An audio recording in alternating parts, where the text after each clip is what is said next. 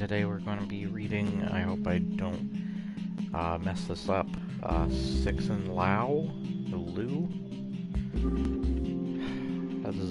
I've already messed up, haven't I? Cixin Liu, it'll be in the title as well. And edited by Ken Liu or Lau. The Three-Body Problem. A winner of the Hugo Award book. The reason I wanted to read this was not only did I hear this is one of the modern scariest sci-fi stories to exist as of recent, but I was just very intrigued and interested to see what this was all about. It's even got a quote by Barack Obama. All he says is wildly imaginative. They could only pay him enough to say 2 words. So if I've never read this before. This is part of the Remembrance of Earth's Past trilogy. If I do enjoy this book enough, or I'm into it enough to move forward, I will go to the next books, which is The Dark Forest and Death's End. Dark Forest being second, Death's End, I believe, being third. So, let's get into this, shall we?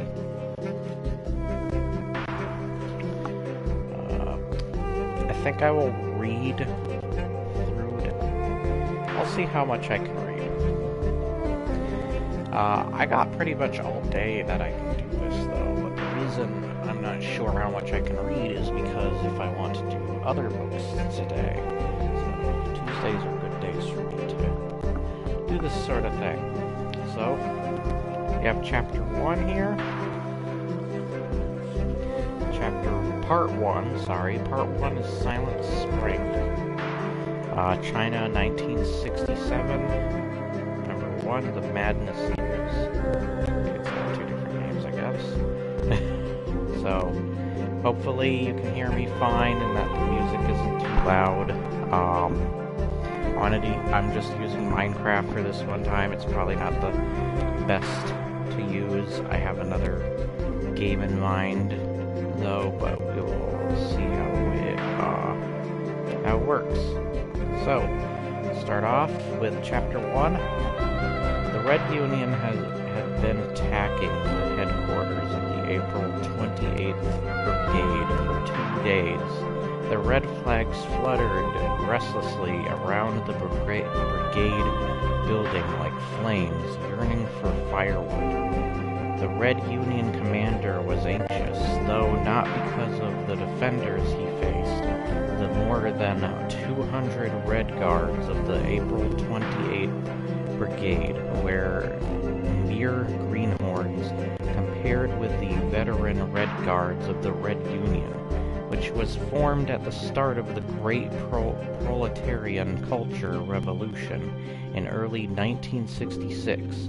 The Red Union had been tempered by the tumultuous experience of revolutionary tours around the country and seeing Chairman Mao in the great rallies in Tiananmen Square. I have a feeling I'm going to have a terrible time with Chinese names, so hopefully I can do this well enough, and I'm sorry for butchering any names.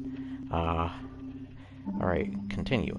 But the commander was afraid of the dozen or so iron stoves inside the building, filled with explosives and connected to each other by electric detonators. He wouldn't see them, but he could feel their presence like iron sensing the pull of a nearby magnet. If a defender flipped the switch, revolutionaries and counter-revolutionaries alike would all die in one giant ball of fire. And the young Red Guards of the April 28th Brigade were indeed capable of such madness.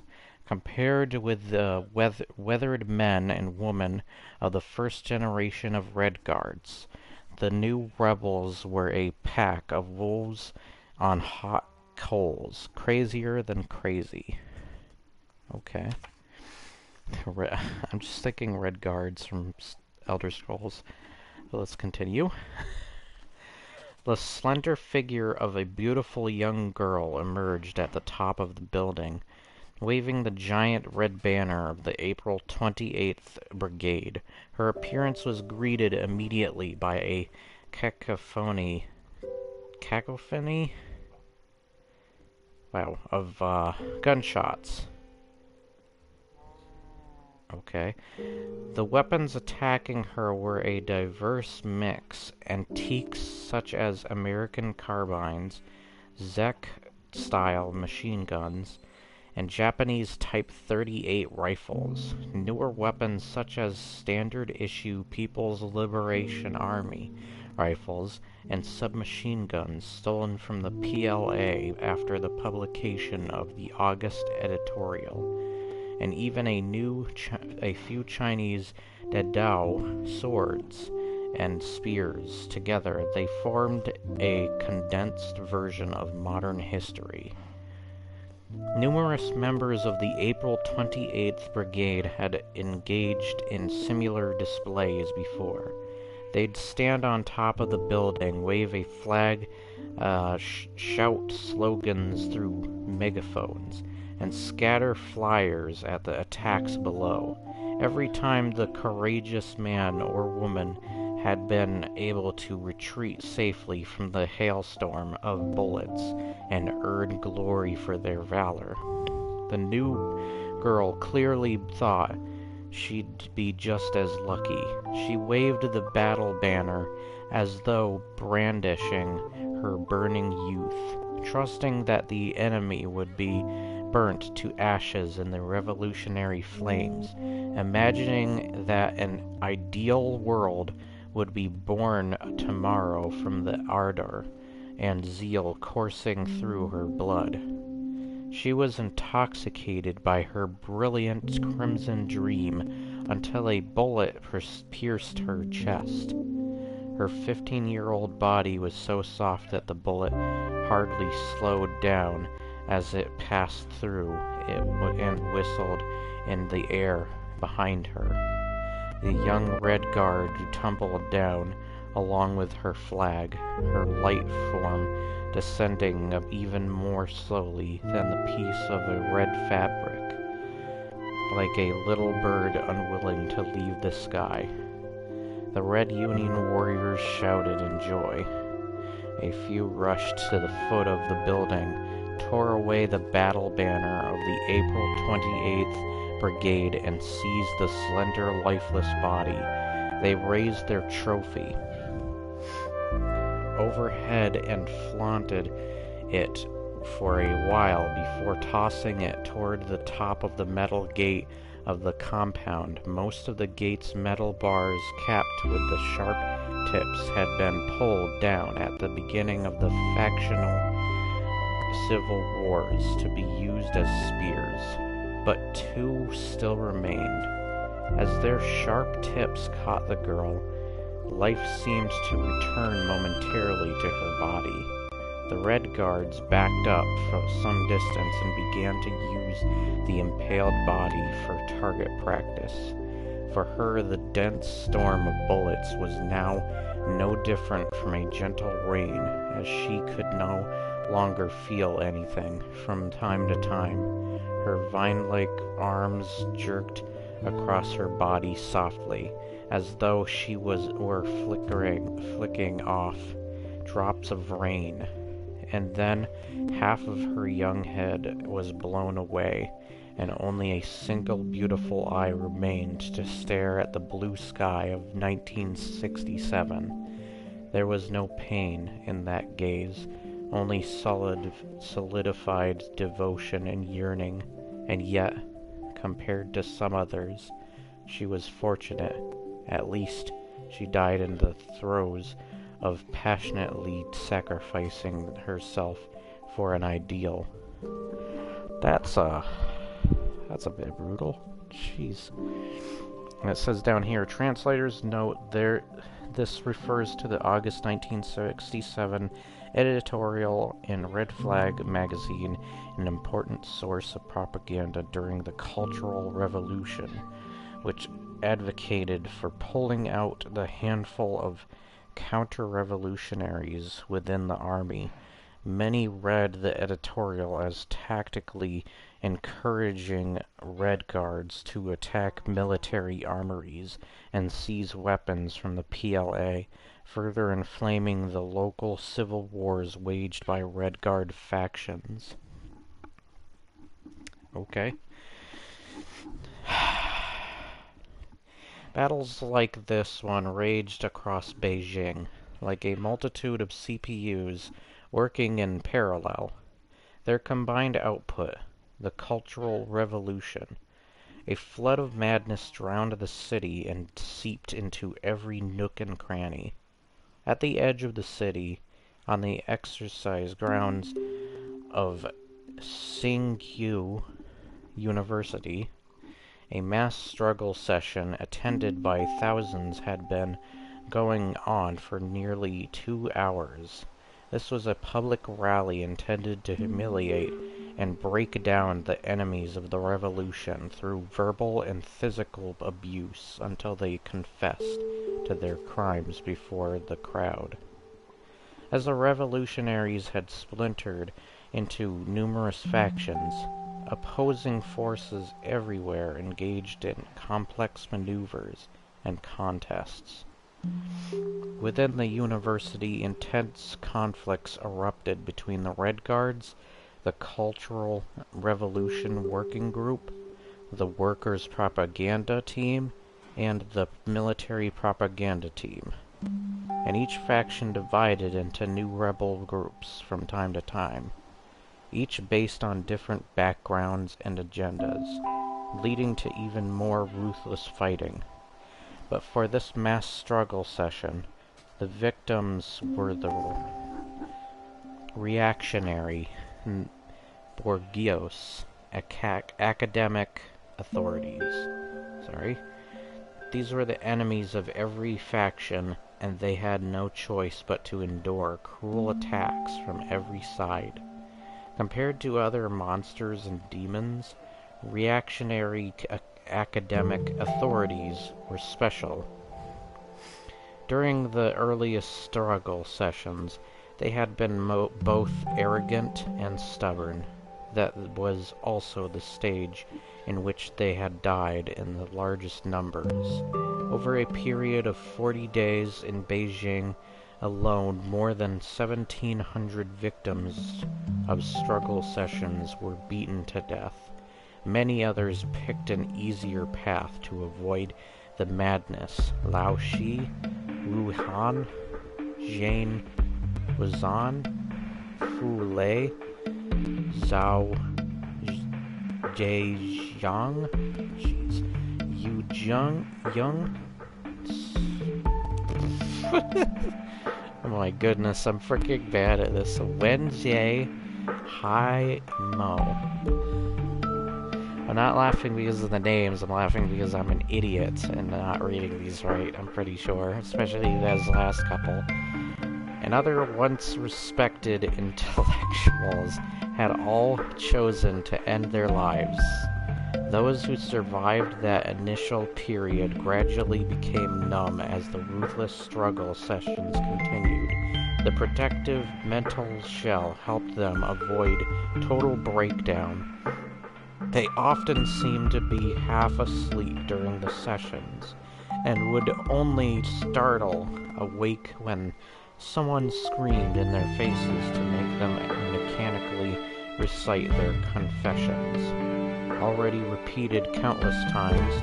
Then some of them entered a third stage. The constant, unceasing struggle sessions injected vivid political images into their consciousness, like mercury, until their minds, erected upon knowledge and rationality, collapsed under the assault. They began to really believe that they were guilty, to see how they had harmed the great cause of the revolution. they cried, and their repentance was far deeper and more sincere than that of those monsters and demons who were not intellectuals. For the Red Guards heaping abuse upon victims, and those two latter mental stages was the utterly boring. Only those monsters and demons who were still in the initial stage could give the overstimulated brains the thrill they craved, like the red cape of the matador, but such desirable victims had grown scarce in Xingyao. Jeez. There was probably only one left. Because he was so rare, he was reserved for the very end of the struggle session. Stop giving me Chinese names. I should have known that, like... Oh, it describes what the... So originally a term from Buddhism, monsters and demons, this is under translation notes, was used during the Cultural Revolution to refer to all the enemies of the revolution. Okay, that's interesting. So they're not literal monsters or demons. Oh yeah, Ye Zhetai. Jeez. Alright.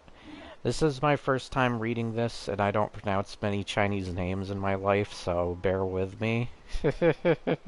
So, it's not very common for me. But, goddamn, I'm gonna have a terrible time with this, and I'm so sorry for butchering names, especially the authors.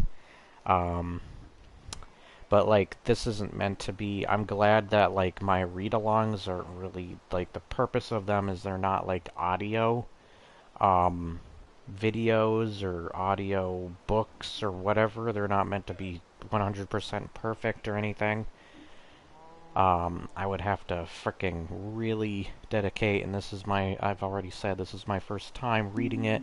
It's probably cool to get a perspective of both someone who has read a book,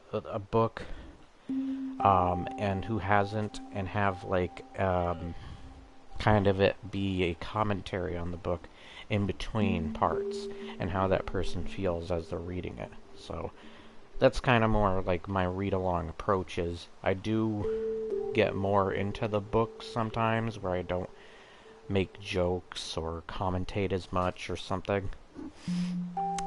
Note that my nose is a bit stuffed, by the way, and I might sneeze from time to time, so there's that too.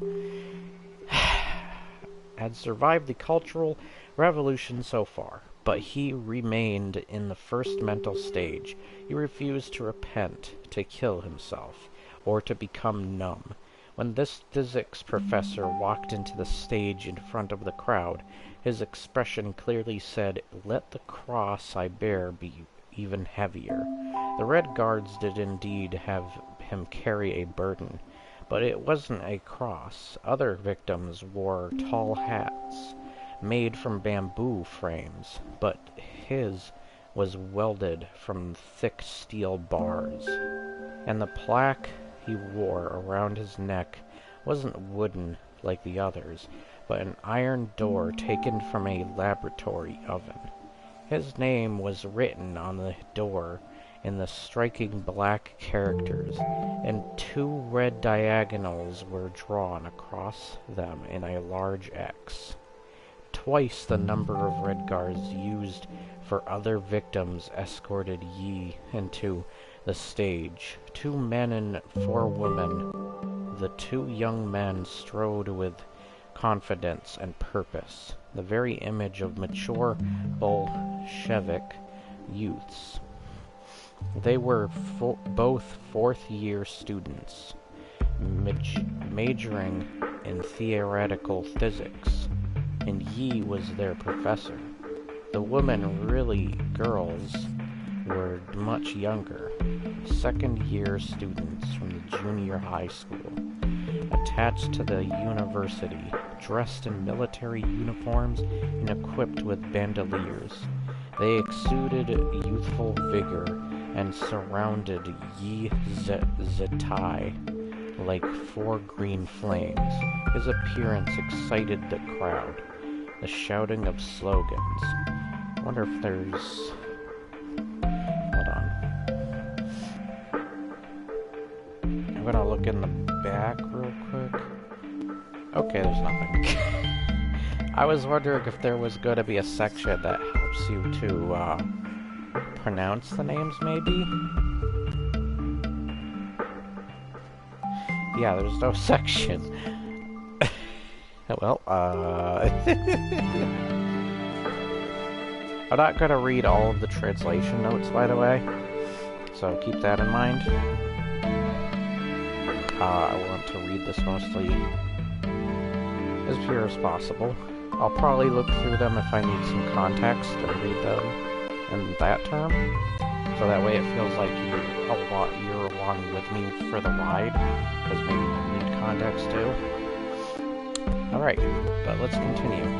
Which had slackened a bit, now picked up with renewed force and drowned out everything else like a resurgent tide. After waiting patiently for the noise to subside, one of the male Red Guards turned to the victim. Yi Zatai, you are the expert in mechanics. You should see how strong the great unified force you're resisting is. To remain it so stubborn will lead only to your death. Today we will continue the agenda from the last time. There's no need to waste words. Answer the following question without your typical deceit. Between the years of 1962 and 1965, did you not decide on your own to add relativity to the intro physics course? Relativity is part of the fundamental theories of physics, Yi answered. How can a basic survey course not teach it? You lie. A female Red Guard by his side shouted. Einstein is a reactionary academic authority. He would serve any master who dangled money in front of him. He even went to the American imperialists and helped them build the atom bomb to develop a revolutionary science. We must overthrow the black banner of capitalism, represented by the theory of relativity. Yi remained silent, enduring the pain brought by the heavy iron and the iron plaque hanging from his neck. He had no energy to answer questions that were not worth answering behind him. One of his students also frowned. The girl who had spoken was the most intelligent of the 4 female Red Guards, and she was clearly prepared, as she had been seen memorizing the struggle session script before coming on stage. But against someone like Yi Zatai, a few slogans like that were insufficient. The Red Guards decided to bring out the new weapon they had prepared against their teacher. One of them waved this to someone off stage. Yi's wife, physics professor Xiao Lin, stood up from the crowd's front row. She walked onto the stage dressed in an ill-fitting green outfit, clearly intended to imitate the military uniform of the Red Guards. Those who knew her remembered that she had often brought class in an elegant quai pao. I've never seen a Q word without the U a lot of the times. There's definitely Q words without needing the U, but most of them I've seen need a goddamn U. So, I'm gonna have a problem with that. And her current appearance felt forced and awkward. Yi Zatai, she was clearly unused to such theater, and though she tried to make her voice louder, the effort magnified the tremors in it. You didn't think I would stand up and expose you, criticize you. Yes? In the past I was fooled by you. You covered my eyes with your reactionary view of the world and science. But now I am awake and alert. With the help of the revolutionary youths, I want to stand on the side of the revolution, the side of the people. She turned to face the crowd. Comrades, revolutionary youths, revolutionary faculty and staff, we must clearly understand the reactionary nature of Einstein's theory of relativity. This is most apparent in general relativity. Its static model of the universe negates the dynamic nature of matter. It is anti-dialectical. It treats the universe as limited, which is absolutely a form of reactionary idealism. As he listened to his wife's lecture, he allowed himself a weary smile. Lynn, I fooled you. Indeed, in my heart, you've always been a mystery. One time I praised your genius to your father. He's lucky to have died early and escaped this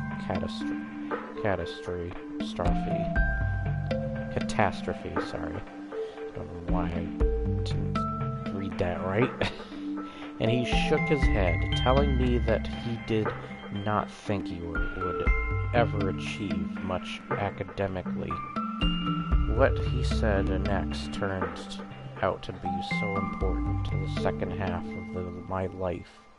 Lynn is too smart to work in a fundamental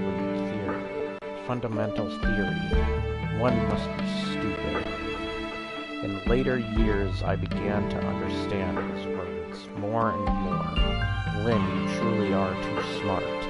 Even a few years ago, you could feel the political winds shifting in academia and prepared yourself. For example, when you taught, you changed the names of many physical laws and constants.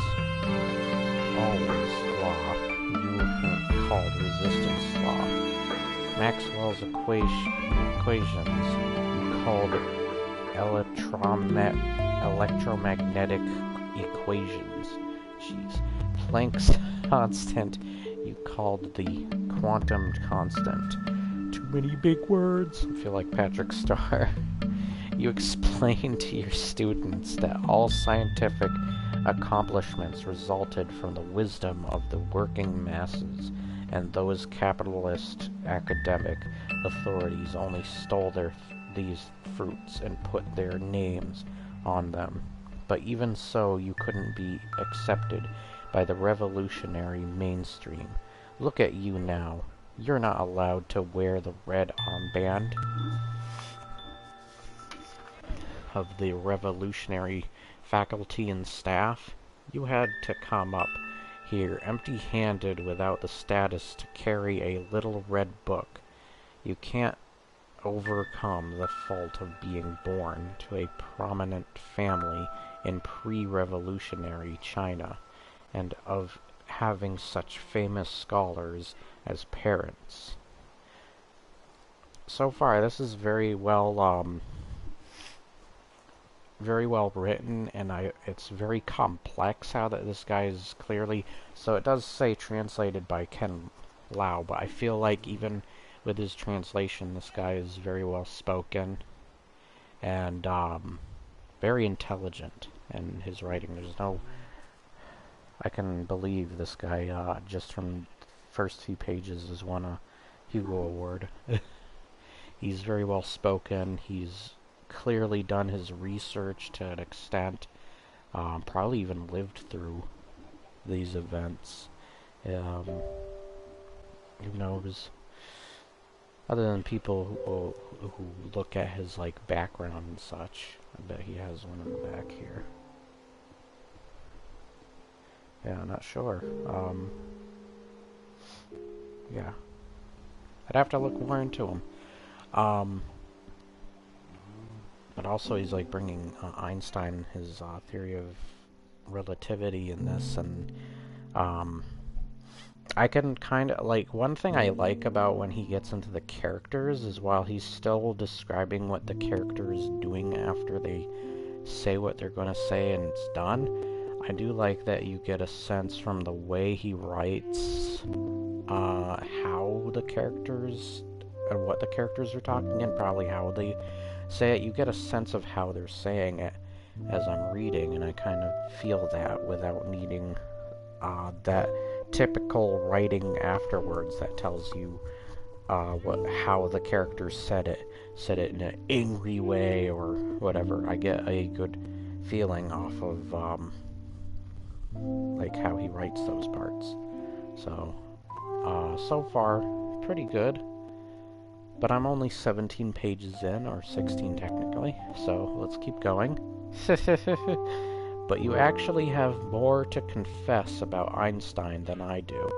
In the winter of 1922, Einstein visited Shanghai because your father spoke fluent German. He was asked to accompany Einstein on his tour. You told me many times that your father went into physics because of Einstein's encouragement, and you chose physics because of your father's influence. So, in a way, Einstein can be said to have indirectly been your teacher, and you once felt so proud and lucky to have such a connection. So I also want to say, before I continue, is that I feel like if I wrote a book with stuff like this, all those big words, you could say, big footy words, I probably would genuinely have a problem. But I feel like I would definitely like research things and such to get a lot of this accurately. My difference, what I'm about to say, is that I feel like this kind of guy, his writing, especially probably today, geez, my stuff knows, I feel like this guy could probably come up with a lot of this stuff off his head, or just be like that kind of know-it-all in the room. Like, you go to him for information, and he's got a lot on his mind. Like, his mind is not a record, kind of like a computer bank in a way. It seems like he's very well written, and I'm getting a lot of that just from like first couple pages, and I'm probably gonna see way more and feel that way by the end still. So I kind of get that from this. Where when I was reading Hyperion, this seems more like politically and scientifically interested in things, and how it's going about things, and physics, like relativity, I'm seeing it here, and it's a lot of science-related stuff, where Hyperion was very, like, science fiction, and it's in the same vein, but it uses a lot of more, like, religious stuff combined in its universe, and the use of faith. So, yeah. There's different messages going on here. So let's continue on. I think I know where I am. Later I found out that your father had told you a white lie. He and Einstein had only one very brief conversation. The morning of November 13, 1922, he accompanied Einstein on a walk along Nanjing Road. Others who went on the walk included Yu Yuran, or is that urine? No, I'm just kidding. President of Shanghai University, and Cao Gubing. Is that a G or that's a G? Gubing? General manager of the newspaper Tai Kong Pao. Oh, jeez, I didn't even see the Pao part until I looked over. When they passed a maintenance site in the roadbed, Einstein stopped next to a worker who was smashing stones and silently observed this boy. With torn clothes and dirty face and hands, he asked your father how much the boy earned each day. After asking the boy, he told Einstein 5 cents. This was the only time he spoke with the great scientist who changed the world. There was no discussion of physics or of relativity, only cold, harsh reality. According to your father, Einstein stood there for a long time after hearing the answer, watching the boy's mechanical movements, not even bothering to smoke his pipe as the embers went out. After your father recounted this memory to me, he sighed and said, in China, any idea that dared to take flight would only crash back to the ground. The gravity of reality is too strong. Lower your head. One of the male Red Guards shouted. This may actually have been a gesture of mercy from the former student. All victims being struggled against were supposed to lower their heads. If Yi did lower his head, the tall, heavy iron hat would fall off, and if he kept his head lowered, there would be no reason to put it back on him. But Yi refused and held his head high, supporting the heavy weight with his thin neck. Lower your head, you stubborn reactionary. One of the girl Red Guards took off her belt and swung at Yi. The copper belt buckle struck his forehead and left a clear impression that was quickly blurred by oozing blood. He swayed unsteadily for a few moments, then stood straight and firm again. One of the male Red Guards said, when you taught quantum mechanics, you also mixed in many reactionary ideas. Then he nodded at Shaolin, indicating that she should continue. Xiao was happy to oblige. She had to keep on talking, otherwise her fragile mind, already hanging on only by a thin thread, would collapse completely. Yi Zetai, you cannot deny this charge. You have often lectured students on the reactionary Copenhagen interpretation of quantum mechanics. It is, after all, the explanation recognized to be most in line with the experimental results. His tone, so calm and collected, surprised and frightened Shaolin. This explained posits that external observation leads to the collapse of a quantum wave function. This is another expression of reactionary idealism, and it's indeed the most brazen expression. Should philosophy guide experiments, or should experiments guide philosophy? Yi's sudden counterattack shocked those leading the struggle session. For a moment they did not know what to do. Of course it should be the correct philosophy of Marxism that guides scientific experiments. One of the male Red Guards finally said, then that's equivalent to saying that the correct philosophy falls out of the sky. This is against the idea that the truth emerges from experience. It's counter to the principles of how Marxism seeks to understand nature. Shaolin and the two college students, Red Guards, had no answer for this. Unlike the Red Guards who were still in junior high school, they couldn't completely ignore logic, but the 4 junior high girls had their own revolutionary methods that they believed were invincible. The girls who had hit Yi before took out her belt and whipped Yi again. The other 3 girls also took off their belts to strike at Yi. With their companion displaying such revolutionary fervor, they had to display even more, or at least the same amount. The two male Red Guards didn't interfere.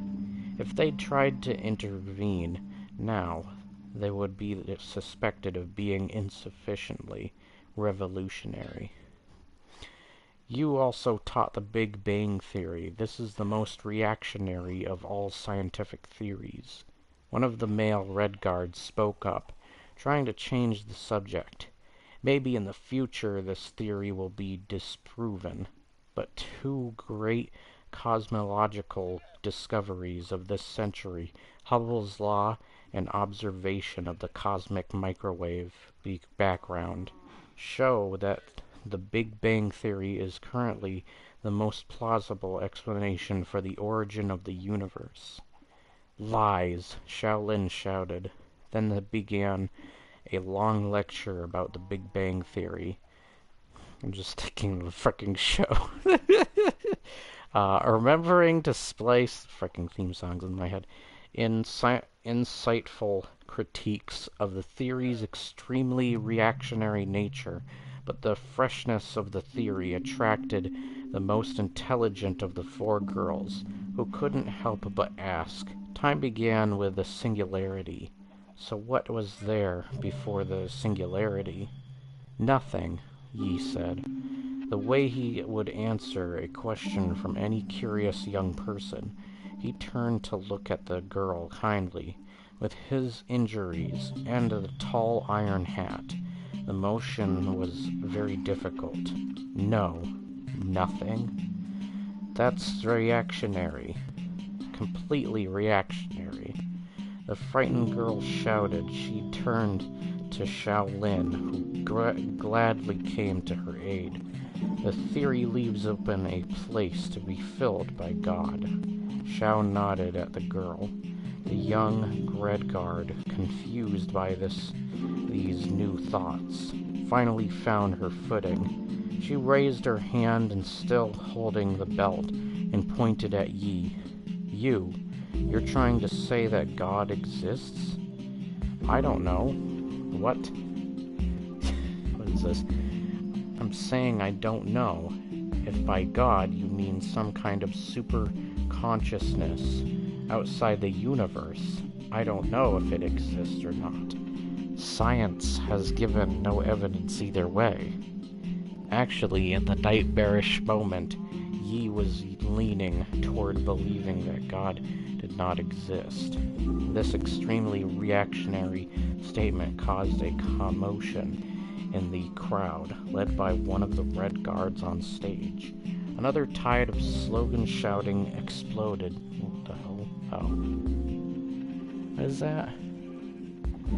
Hold on. Is my stream still going? Okay, yeah, it's still going. Just had to make sure. That's weird. Shouting exploded.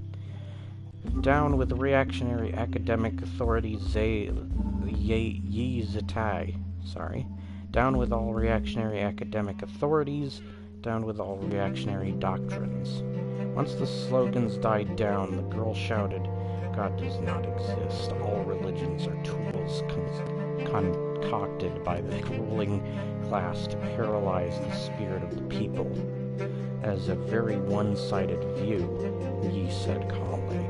The young Red Guard, embarrassed and angry, reached the conclusion that against this dangerous enemy, all talk was useless. She picked up her belt and rushed at Yi, and her three companions followed. Yi was tall, and the four 14-year-olds had to swing their belts upward to reach his head. Still held high after a few strikes, the tall iron hat, which had protected him a little, fell off. The continuing barrage of strikes by the metal belt buckles finally made him fall down. The young Red Guards, encouraged by their success, became even more devoted to this glorious struggle. They were fighting for faith, for ideals. They were intoxicated by this bright light cast on them by his history, proud of their own bravery. These two students had finally had enough.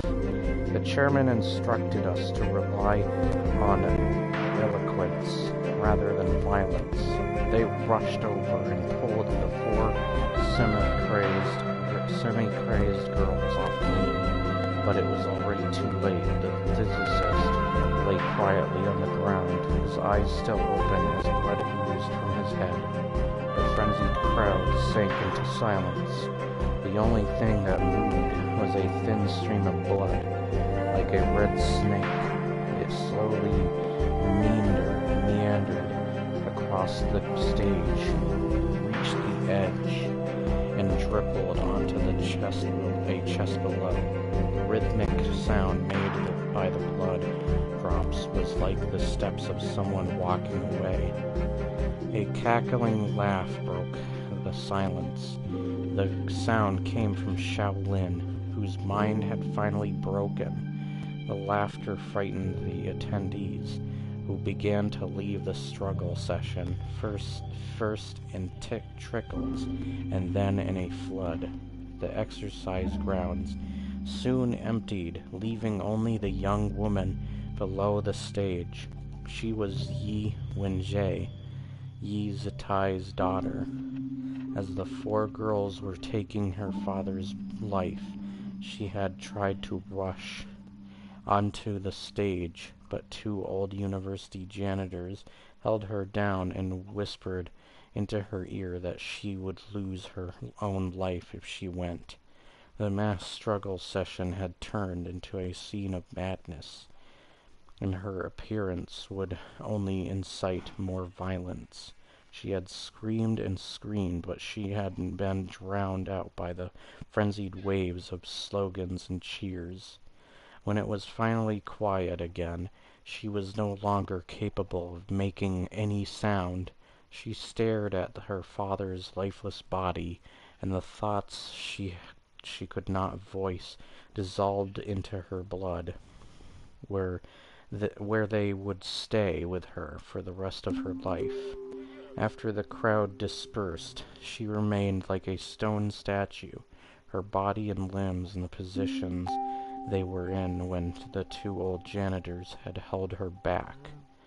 After a long time, she finally let her arms down, walked slowly onto the stage, sat next to her father's body, and held one of his already cold hands, her eyes staring emptily into the distance. When they finally came to carry away the body, she took something from her pocket and put it into her father's hand, his pipe. And Jay quietly left the exercise grounds, empty save for the trash left by the crowd, and headed home. When she reached the foot of this faculty housing apartments building, she heard peals of crazy laughter coming out of the second-floor window of her home. That was the woman she had once called Mother. When Jay turned around, not caring of where her feet would carry her. Finally, she found herself at the door of the Professor Rune Wen. Throughout the 4 years of Wen Jay's college life, Professor Rune had been her advisor and her closest friend. During the 2 years after that, when Wen Jay had been a graduate student in the astrophysics department, and though through the subsequent chaos of the Cultural Revolution, Professor Rune remained her closest confidante, other than her father. Ron had studied at Cambridge University, and her home had once fascinated Wen Jay. Refined books, paintings, and records brought back from Europe, a piano, a set of European-style pipes, arranged on a delicate wooden stand. Some made him from Mediterranean briar, some from Turkish murstrom. Each of them seemed suffused with the wisdom of the man who had once held the bowl in his hand, or clamped the stem between his teeth. Deep in the thought, though, Ron had never mentioned the man's name. The pipe that had belonged to Wenjay's father had in fact been a gift from Ron. This elegant, warm home had once been a safe harbor for Wenjay when she needed to escape the storms of the larger world, but that was before Ron's home had been searched and her possessions seized by the Red Guards. Like Wenjay's father, Ron had suffered greatly during the Cultural Revolution. During her struggle sessions, the Red Guards had hung a pair of high heels around her neck and streaked her face with lipstick to show how she had lived the corrupt lifestyle of a capitalist. When Jay pushed open the door to Ron's home, and she saw that the chaos left by the Red Guards had been cleaned up.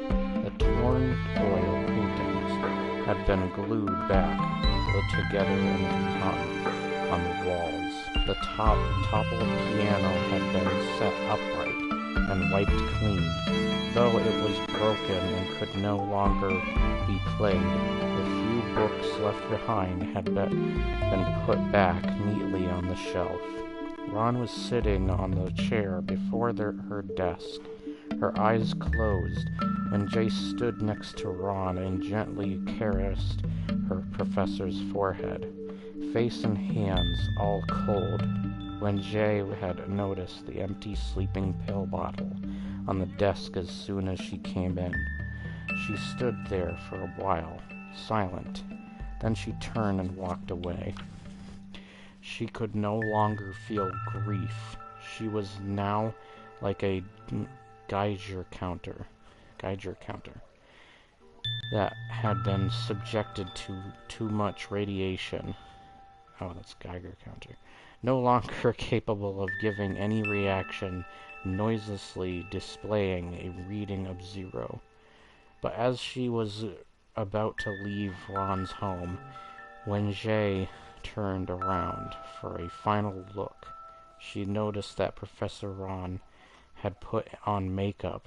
She was wearing a light coat of lipstick and a pair of high heels. Chapter 2, or Part 2, is Silent Spring, even though I think the other one was called that. And it says 2 years later, the Greater Xinjiang Mountains. Ugh.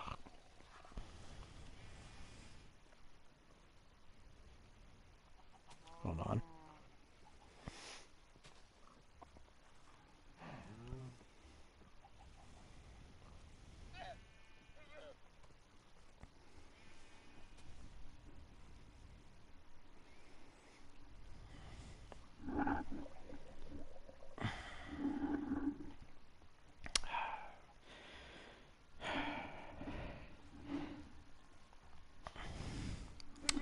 I'll be right back. I'm going to take a brief break. Gotta take care of my stuffy nose.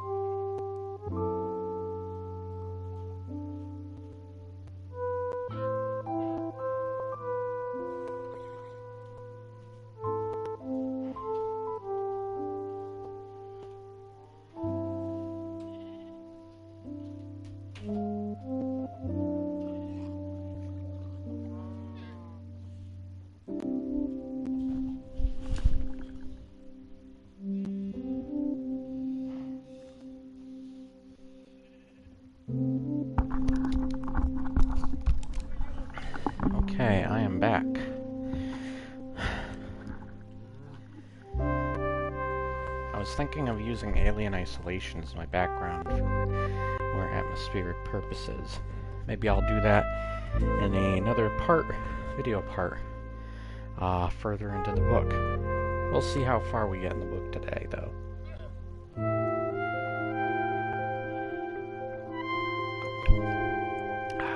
Let me just make sure we are still recording.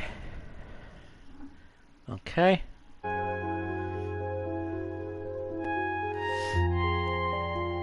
Seems I've had 5 comments. I'm sorry that I didn't see your comments earlier.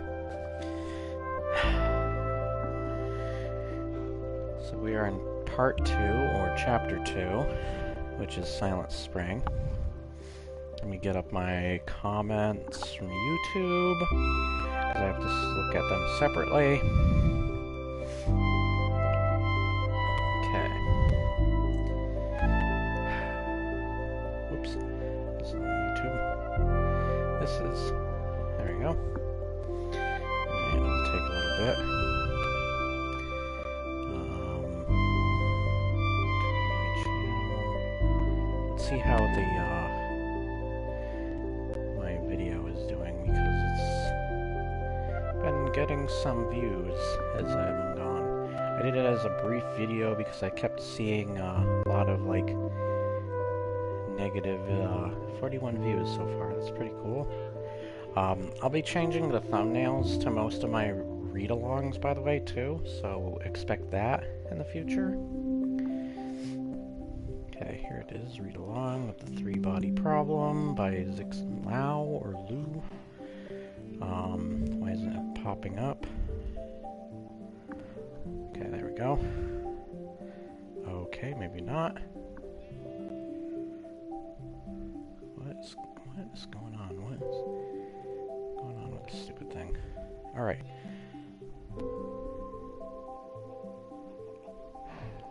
Yes, okay, so just Lawlight. Oh, you're, I think your image is L from, oh,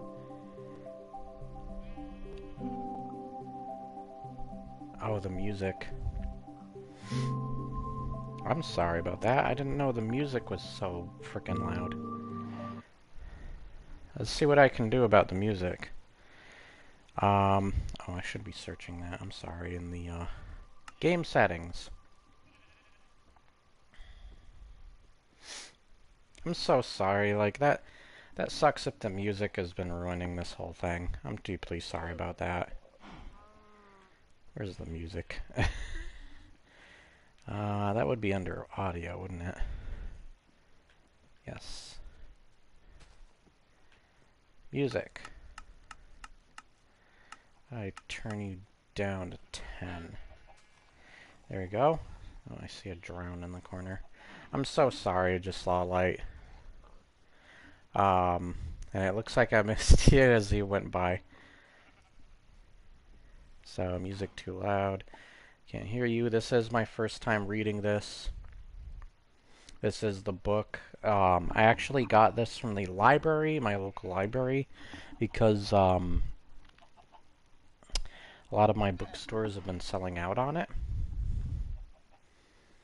Oh, you're still here. Okay. I did not know that. It's showing as 0 people in the views, but that's totally fine. That's totally fine. I didn't know. That would suck if, like, this whole time I was reading, like, you couldn't hear me. I need to get a new mic anyways, just because this one's being garbage. But, this is my first time reading. I was interested. I'm trying to remember the YouTuber. He brought up, I just came across it in my recommended.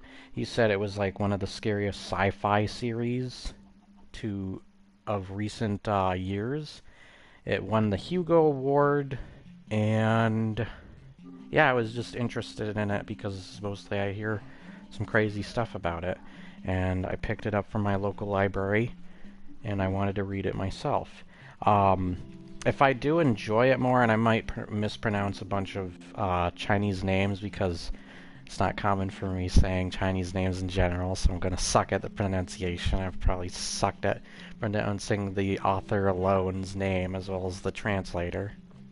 But I can tell that he's very well spoken in his writing style. He must be really intelligent. He seems like, just from his writing, I can tell he's that person that when you're in a room with him, he can probably just about like bring all sorts of crazy stuff up. Kind of like Michael Caine when he tells one of his giant stories in The Dark Knight. But yeah, that's kind of what I get from the writing style. He's very well spoken, and he's very well researched. I couldn't do stuff like this, honestly. Like, if I had to write a book where it had all this complexity, I feel like Patrick Star. But yes, I finished the series myself a few weeks ago. It's amazing. I'm also guessing that your picture or image, I might be wrong, is that L from Death Note? I absolutely love Death Note. I wasn't too happy with the final couple episodes, and I feel the manga is much better as it goes over what I think the series was capable of ending on. Like, it went past that part. But I can't, that's very blurry to me now, so I can't remember entirely. That's cool. I love the image. Alright, let's see how much further I can get into this book. Just my mic first. We're on part 2, chapter 2. The last one said it was part 2. And, yeah, part 1, sorry. It said Silent Spring. This one's saying part 2 Silent Spring as well, so whatever. So 2 years later, the greater can gain mountains. Oh god. I already sense my terrible, So, by the way, read-along, when I do a read-along, it's not meant to be like a professional audio reading, like a audio book reading. I'll probably commentate from time to time, or if I get like too sinking into it, I'll probably just keep reading as usual. Or I'll even make a joke once from time to time if something pops up. But I feel like this is probably going to be a book as further as I get into it. When it especially gets to what I hear is the scarier parts, I'll probably be way more invested, and probably too invested to say much. Who knows? I'll see. Timber. Following the loud chant, a large Daharian larch, thick as the columns, of the Parthenon, fell with a thump, and Yi Wezhang felt the earth quake. Okay, her name says Yi as well. She picked up her axe and saw and began to clear the branches from the trunk. I hope you can't hear a motorcycle out my frickin' window. I should have it closed. Every time she did this, she felt as though she were cleaning the corpse of a giant. Sometimes she even imagined the giant was her father. The feelings from that terrible night 2 years ago, when she cleaned her father's body in the mortuary, would resurface, and the splits and cracks in the larch bark seemed to turn into old scars, and new wounds covering her father. Over 100,000 people from the 6 divisions and 41 regiments of the Inner Mongolia Production and Construction Corps were scattered among the vast forests and greenlands. When they first left the cities and arrived at this unfamiliar wilderness, many of the Corps' educated youths, young college students who no longer had schools to go to, had cherished a romantic wish. When the tank clusters of the Soviet revisionist imperialists rolled over the Sino-Mongolians' border, they would arm themselves and make their own bodies the first barrier of the Republic's defense. Indeed, this expectation was one of the strategic considerations motivating the creation of the Production and Construction Corps. I should be calling that Corps, by the way. But the war they craved was like a mountain at the other end of the grassland. Clearly visible, but as far away as a mirage. So they had to content themselves with clearing fields, grazing animals, and chopping down trees. Soon the young men and women who had once expended their youthful energy on tours to the holy sites of the Chinese Revolution discovered that, compared to the huge sky and open air of Inner Mongolia and biggest cities in China's interior, were nothing more than sheep pens.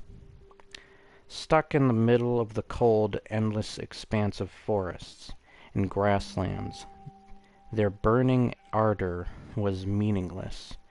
Even if they spilled all of their blood, it would cool faster than a pile of cow dung, and not be as useful.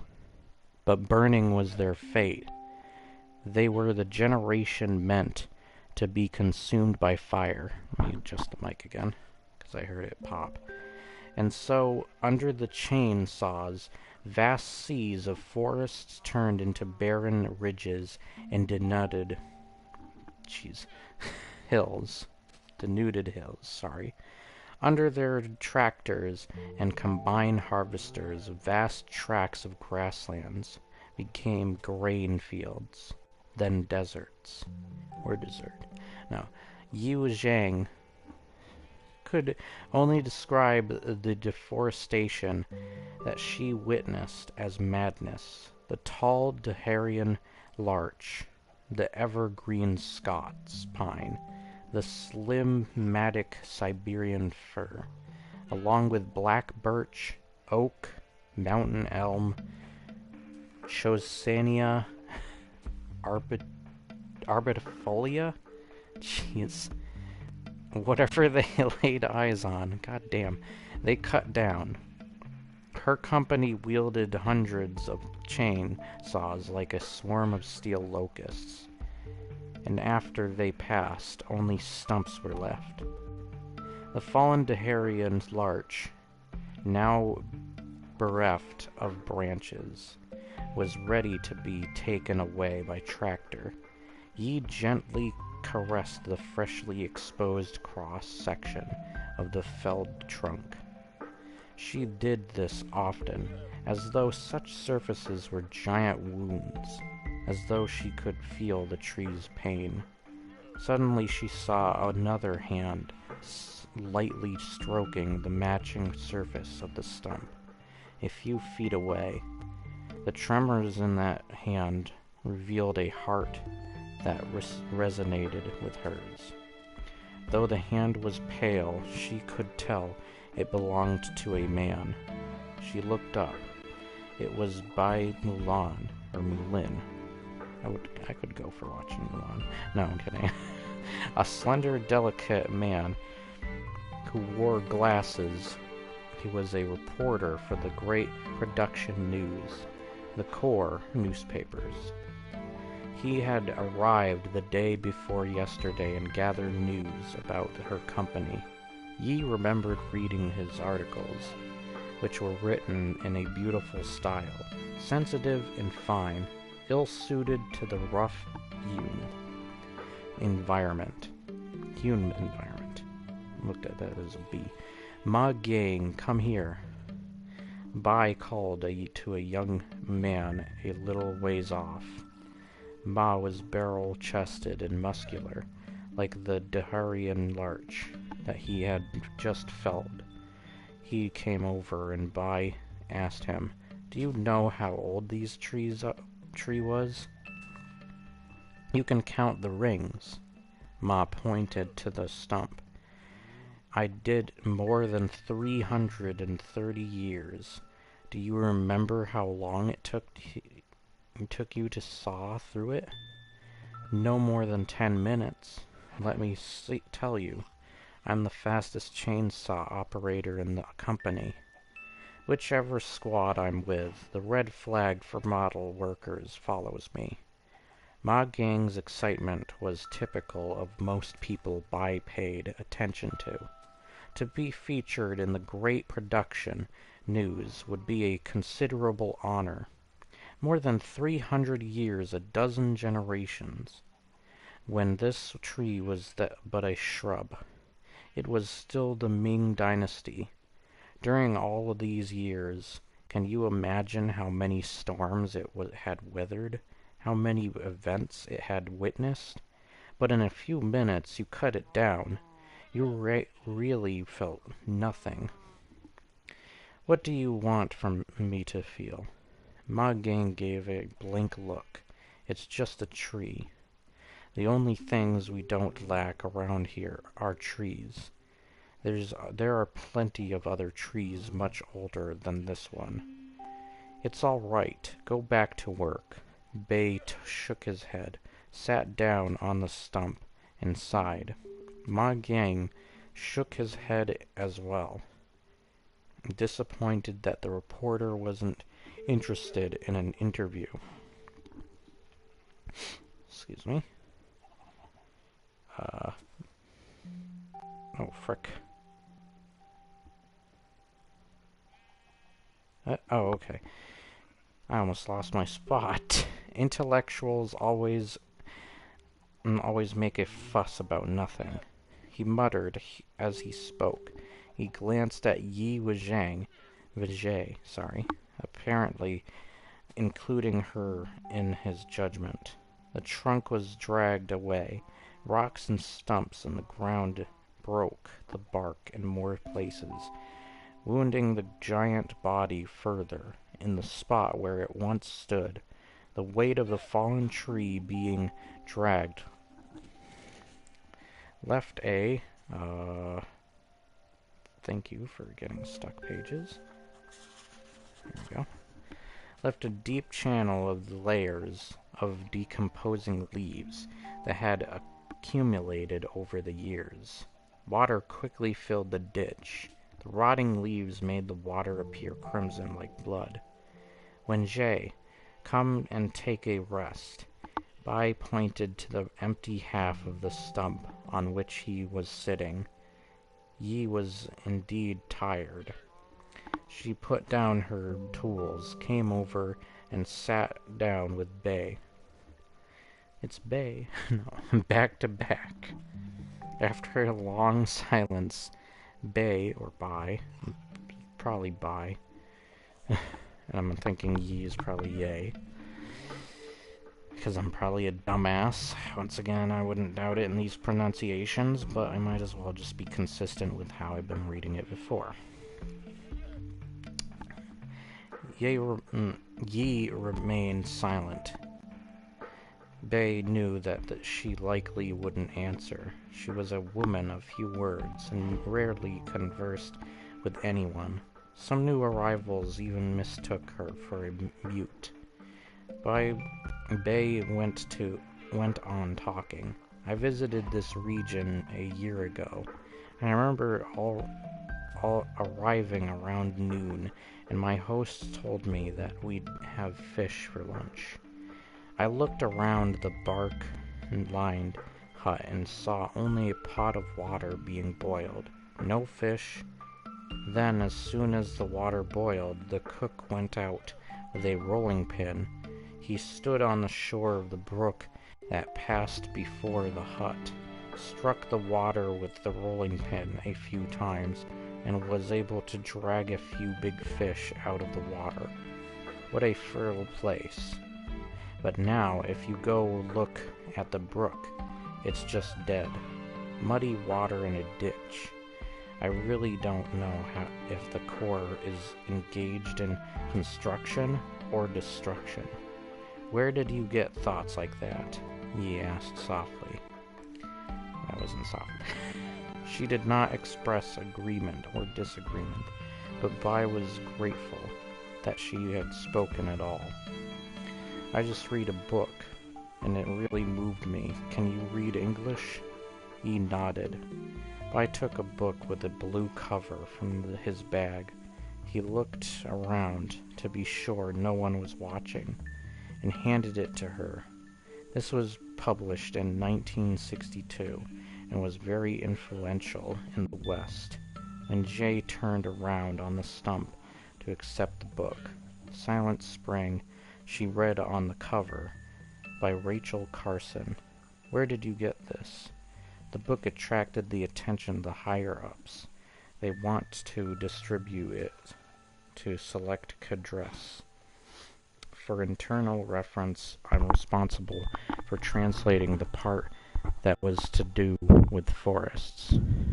When Jay opened the book and was pulled in a brief opening chapter, the author described a quiet town silently dying from the use of pesticides. Carson's deep concern suffused the simple, plain sentences. I want to write to the leadership in Beijing and let them know about the irresponsible behavior of the construction corps. Bai said. I just said Bai. Even though I was saying Bay. Might as well be Bay. Yi looked up from the book. It took a while for her to process his words. She said nothing and turned her eyes back to the page. Keep it for now, if you want to read it, but best be careful and don't let anyone see it. You know what they think of this kind of book. Bay got up, looked around carefully once again, and left. Okay, I'll just go on to the next part. Let me just... Okay. Yeah, it just says... Okay. Whatever. More than 4 decades later, in her last moments, Yi Wuzhang, would recall... I mean, it doesn't... I want to be consistent with the names, but I'm dumb. Recall the influence Silent Spring had on her life. Oh, and here comes the title of the chapter. The book dealt only with a limited subject, the negative environmental effects of excessive pesticide use, but the perspective taken by the author shook Yi to the core. The use of pesticides had seemed to Yi just a normal, proper, or at least neutral act, but Carson's book allowed Yi to see that from nature's perspective, their use was indistinguishable from the Cultural Revolution, and equally destructive to our world. If this was so, then how many other acts of humankind that had seemed normal or even righteous were in reality evil? As she continued to mull over these thoughts, a deduction made her shudder. Is it possible that the relationship between humanity and evil is similar to the relationship between the ocean and an iceberg floating on its surface? Both the ocean and the iceberg are made of the same material. That the iceberg seemed separate is only because it is in a different form. In reality, it is but a part of the vast ocean. Okay. I see your comment, by the way. I have my phone. I'm using my phone for messages because I can't see them pop up on my screen, so I have to have the live stream up on my phone. It was impossible to expect a moral awakening from humankind itself, just like it was impossible to expect humans to lift off the earth by pulling up on their own hair. To achieve moral awakening required a force outside the human race. This thought determined the entire direction of Yi's life. So, also, when I get through more of this book, I want to change the game for the background because I don't feel like Minecraft will be appropriate for the background.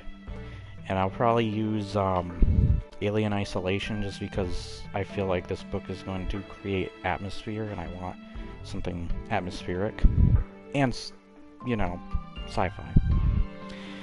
Because I believe this book is a sci-fi. I'm pretty sure. I mean, if the cover doesn't give it away.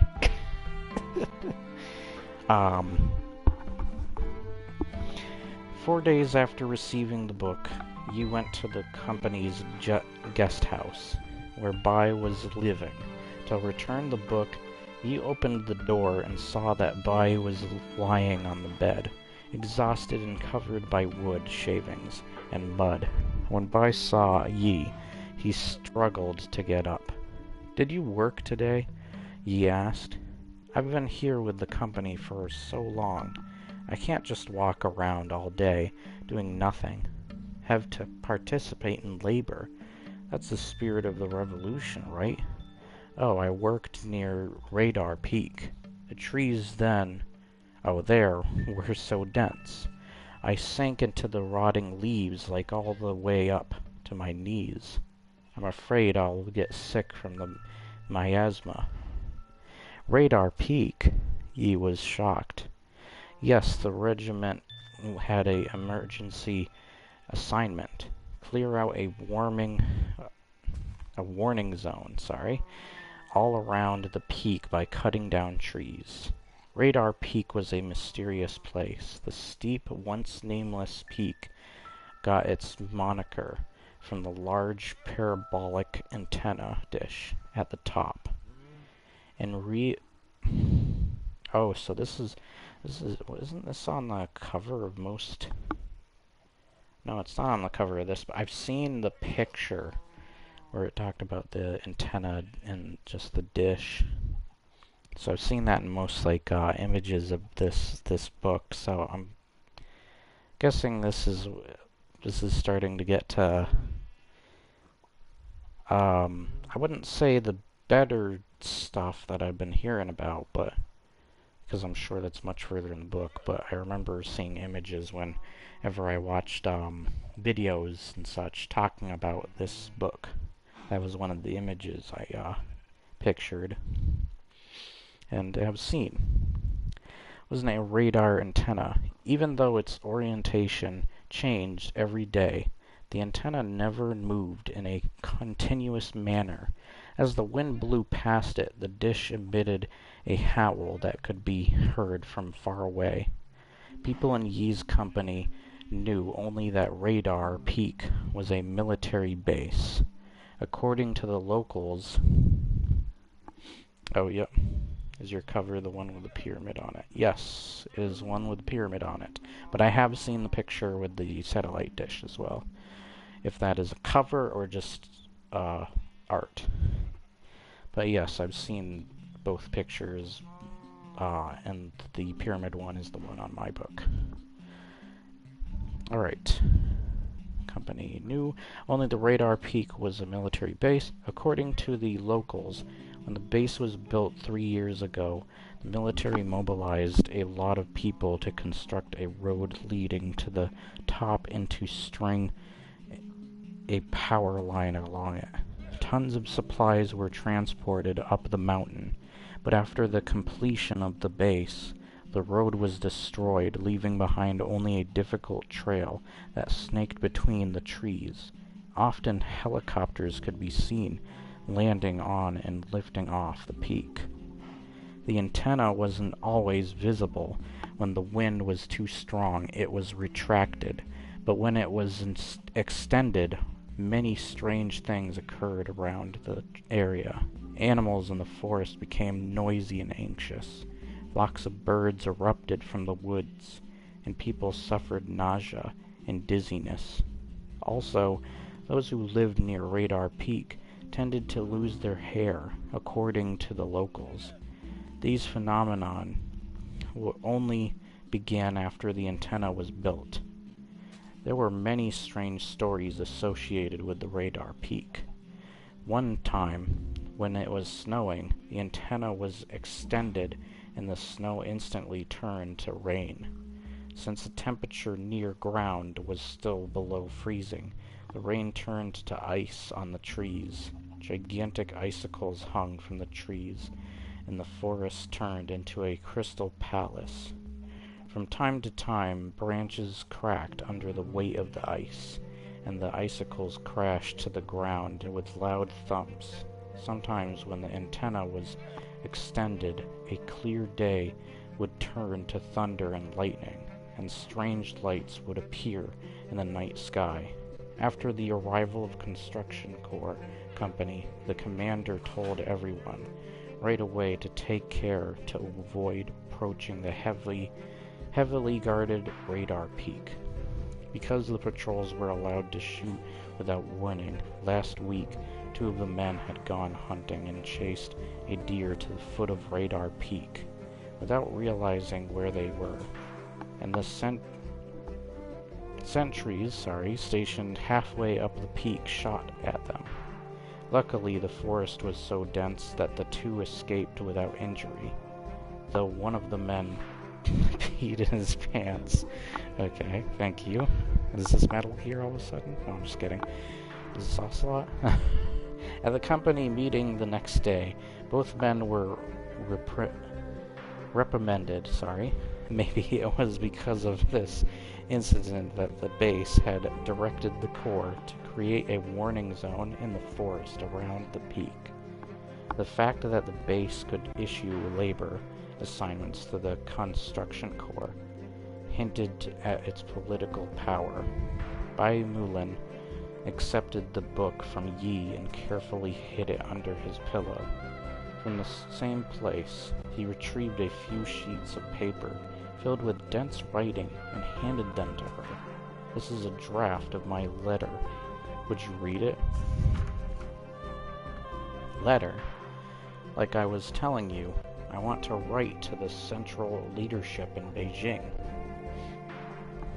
The handwriting was very sloppy. Oh, hold on a sec.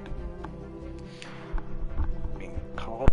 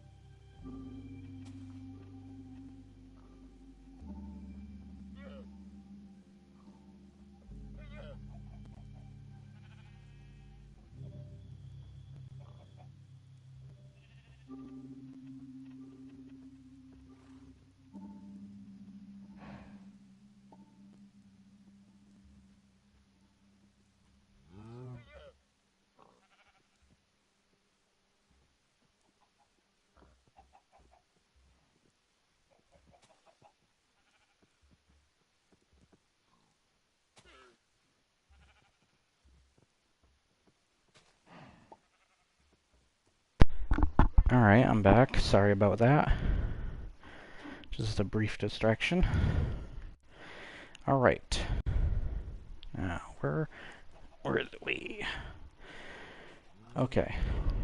Was that the handwriting was very sloppy, and Yi had read it slowly, but the content was informative and tightly argued. The letter began by describing how the Taiying Mountains... Oh, jeez. I'm not good with these names. Had turned from a historically fertile place to the barren wasteland. It was today as a result of deforestation.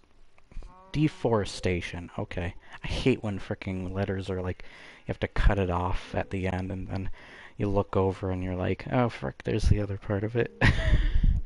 It then described the recent rapid rise of the Yellow Rivers. I've never liked that in books, by the way.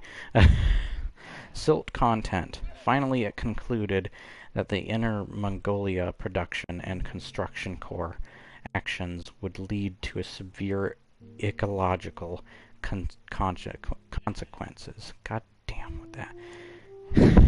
He noticed that Bai's style was similar to that of Silent Spring. I'm saying his name the other way again. Precise and plain, but also poetic.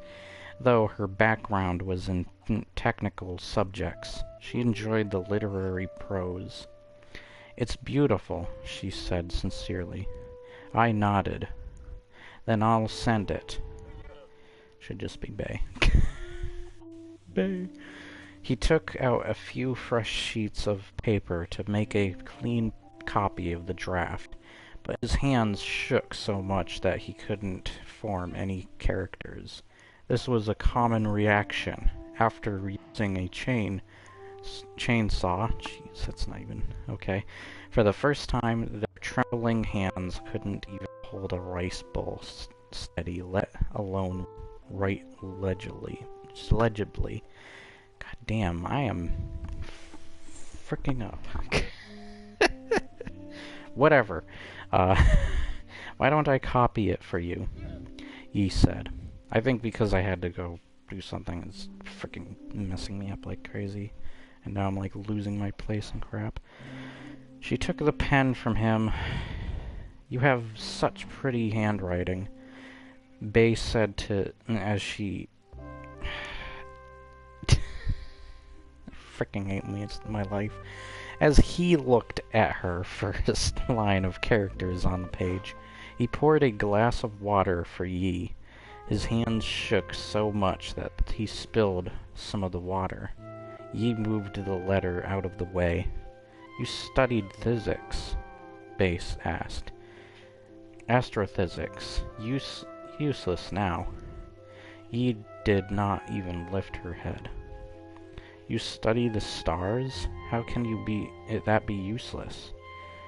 Colleagues have reopened recently, but they're not taking graduate students.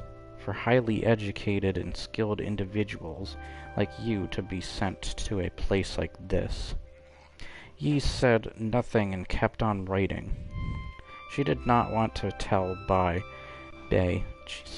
that for someone like her to be able to join the construction corps was very fortunate. I hate that I'm like not being consistent now with the names.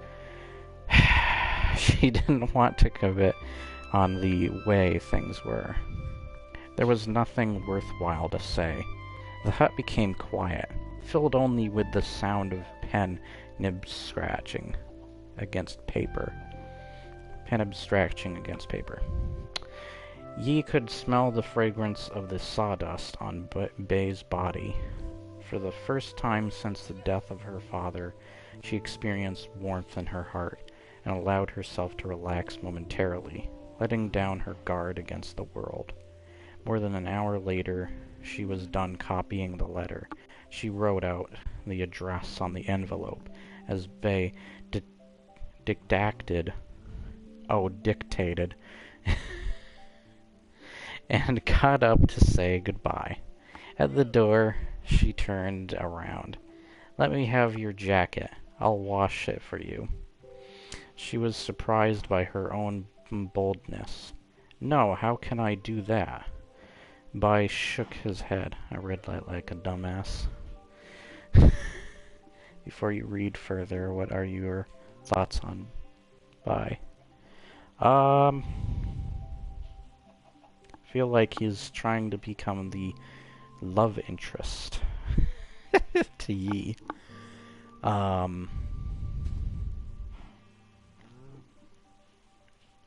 you saying that because he's gonna die? Because I was about to say I'd probably need more to go off of, because I want to give these characters a little bit more time. I know a little bit like of Yi just because not only the time skip, but what she had to endure after her father passed away. But now her work style now. But from what I'm getting from Bay or Bai, whichever it is, I think Bay sounds funnier though, just because I want to say it that way. No offense to the Chinese names in general, like I'm just terrible at pronouncing them. So take that as you will, as long as it's not like My purpose is not to be offensive. But sometimes it's hard not to be. Alright. But yeah, I'd have to say I'd have to get more off of Bay. But he seems like he's kind of almost becoming a love interest in a way. He seems like he's going that direction. But he seems interested in, back here, and talking about astrophysics not having a purpose to Yi. He was kind of, not against it, but the opposite direction of it. Which I agree, I do like astrophysics. Studying the stars is awesome. Who wouldn't? I mean, other than people that do other jobs.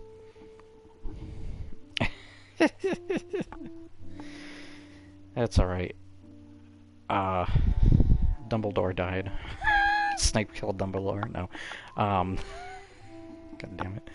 At the door, she turned in the right place. Yes, I am. Okay, she turned around. Let me have your jacket. I'll wash it for you. She was surprised by her own boldness. No, how can I do that? Bay shook his head. The frickin' saying Bay now is weirding me out. But whatever. I'm the one that came up with it. I'm the one that wanted to say funny word. Whatever. It's probably Bai. Bai sounds more accurate and better. It doesn't sound quite as goofy as what I'm doing. But I'm kind of... I guess maybe I should just do it in case things get actually genuinely scary. I'm hard to scare in general, though. I have a friend who always shows me different scary movies, and like not a single one scares me. There's a couple that make my skin crawl, but other than that, nothing gets to me, even jump scare wise and stuff. I don't care about jump scares, but I love like mystery horror, like stuff that's more about the fear of the unknown, kind of like H.P. Lovecraft or Silent Hill or something. So that's what I'm looking for when I read this stuff, and I feel like this is going to probably do that. But not to get ahead of myself, let's get back into this. The women warriors of the construction corps work just as hard as the men every day. You should get back to have some rest. Tomorrow you have to get up at 6 to work in the mountains. Oh, Wenjie, I'll be heading back to the division headquarters. The day after tomorrow, I will explain your situation to my superiors. Maybe it will help. Thank you, but I like it here. It's quiet. He looked at a dim outline of the dark woods in the moonlight, or the dark forest. Wink, wink. Sorry, that's the name of the next book. Trying to run away from something. I'm leaving, he said in a soft voice. Okay, she left. Bay watched her slender figure disappear in the moonlight. Then he lifted his gaze to the dark woods that she had been looking at a moment earlier. In the distance, the gigantic antenna on the top of the radar peak rose once again, giving off a cold metallic glint. Alright. So, I love that they're like saying dark woods. They're avoiding the name of the other book. No. One afternoon, 3 weeks later, Yi Weijie was summoned back to company headquarters from the logging camp. Yes, fear of the unknown. I see your message. Thank you. And by the way, I'll be reading some H.P. Lovecraft. I gotta avoid certain... I'm hoping that there are certain words in the book that are taken out or something. Because I know that H.P. Lovecraft was a bit racy. Let's just say that. And I'll be going through the book before I read it. to make sure that I don't hit any of those words on accident. I'm pretty sure I will definitely catch myself, because I've caught myself reading other things that I've seen coming up, so I shouldn't have a problem with that. And I think the version I have probably clears that up enough for me, so. And you probably know what I'm talking about. But I'll still deeply enjoy reading those, just because, like, those stories are just, they were so ahead of their time for H.P. Lovecraft. Of course, while still being, like, placed within his time period, or even before. But, yeah, I look forward to those. And I was looking forward to this, of course, too. I'll have to see about reading Hyperion. I just realized, I made a video on Hyperion's first part before it got to the story. I don't know if you know Dan Simmons' Hyperion. And, I realized that I was pronouncing oyster. So, I feel like a complete dumbass after that. So I don't know how to pronounce their freaking sci-fi words. I'm a dumbass, whatever. I'm not denying that. Call me dumbass all anybody wants.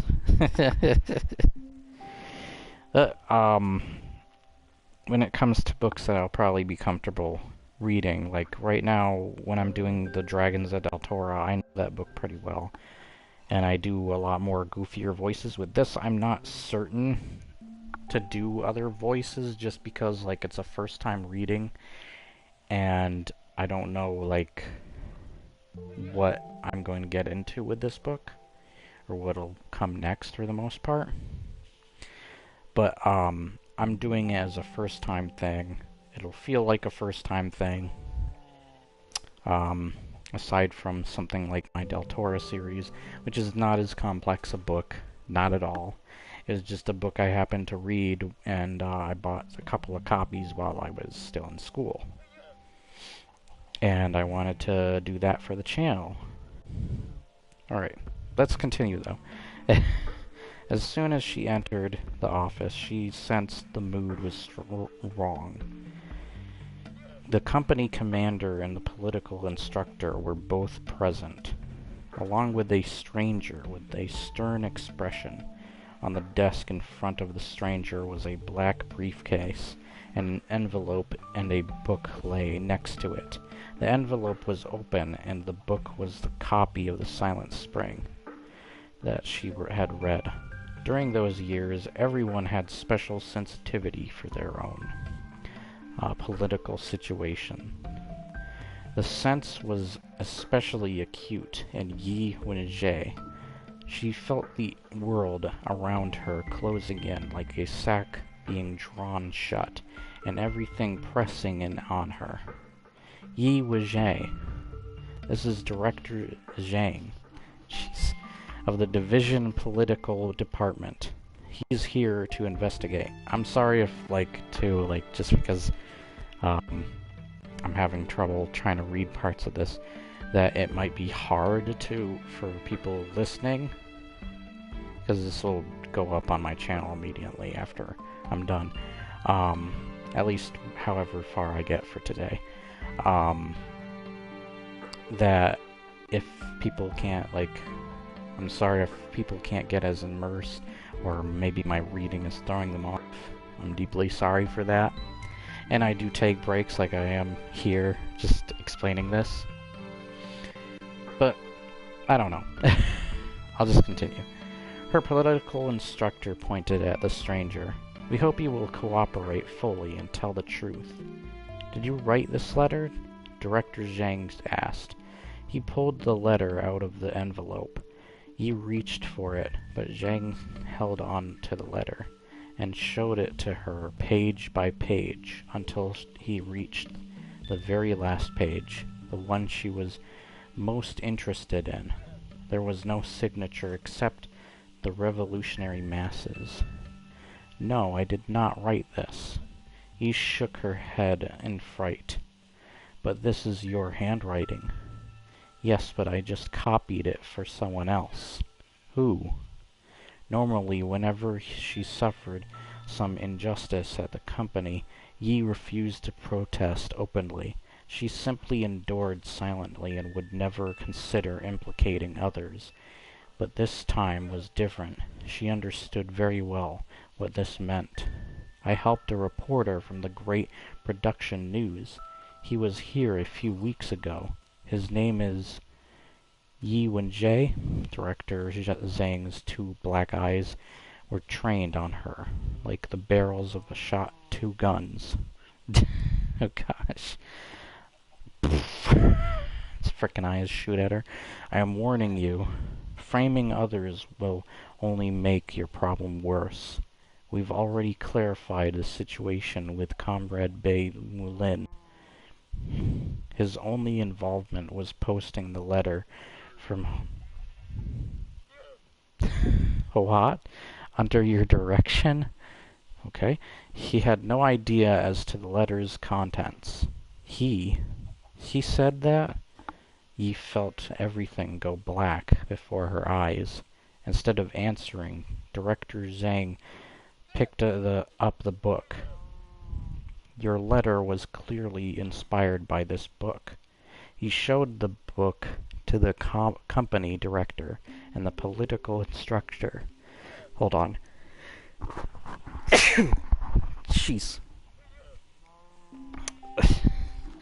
Silent Spring was published in America in 1962 and has been quite influential in the capitalist world. He then took another book out of the briefcase. The cover was white with black characters. This is the Chinese translation. The appropriate authorities distributed it to select cadres as internal reference so that it could be criticized. As of now, the appropriate authorities have already given their clear judgment. The book is a toxic piece of reactionary propaganda. It takes the stance of pure historical idealism, and it espouses a doomsday theory.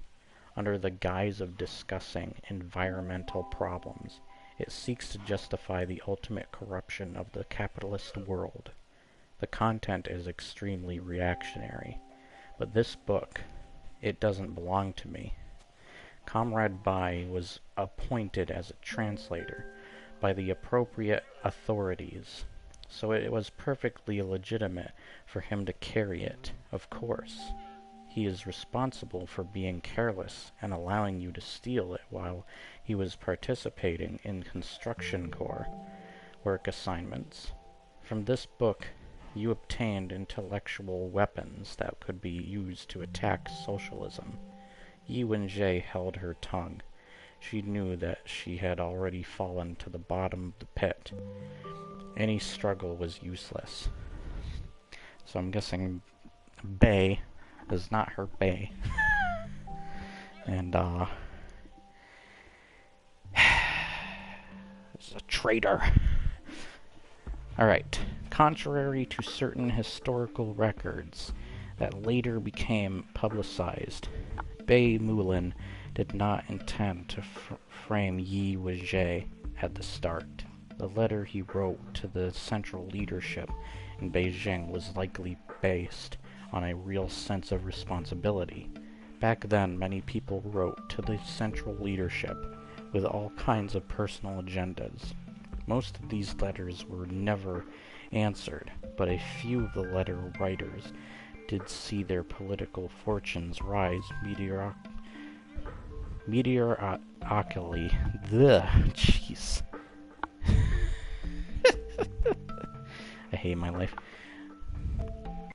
Meteorically. Overnight, while others invited catastrophe. My God, what is going on with my freaking tongue? Blah. The political currents of the time were extremely complex. Why didn't I have problems with the other freaking words in the previous sentences? Frickin' book. Back then, many people wrote the central leadership with all kinds of personal agendas. Most of the letters were... went backwards. The political currents of the time were extremely complex, as a reporter Bay believed he could read the currents and avoid dangerous sensitivities. But he was overconfident, and his letter touched a minefield that he did not know existed. After he heard about its reception, fear overwhelmed everything else. In order to protect himself, he decided to sacrifice Yi Weijie. Half a century later, historians would all agree that this event in 1969 was a turning point in humankind's history.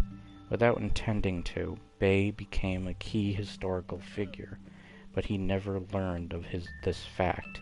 Historians recorded the rest of his uneventful life with disappointment. He continued to work at the Great Production News until 1975, when the Inner Mongolia Production and Construction Corps was disbanded. He was then sent to the city of northwest China to work for the Science Association until the beginning of the 80s. Then he left the country for Canada, where he taught at the Chinese school in Ottawa, until 1991. When he died from lung cancer, for the rest of his life, he never mentioned Yi Weijie, and we do not know if he ever felt remorse or repented for his actions. Weijie, the company has treated you extremely well. The company commander exhaled a thick cloud of smoke from the Mohe tobacco. Moe tobacco. Man, I am freaking up. He stared at the ground and continued, "By birth and family background, you're politically suspect." Oh, wow. Politically suspect. I didn't know you could be a suspect of that. No. But we've always treated you as one of our own. Both the political instructor and I have spoken to you many times concerning your tendency to sequester yourself from the people and your lack of self-motivation and seeking progress. We want to help you, but look at you. You've committed such a serious error. The political instructor picked up the theme.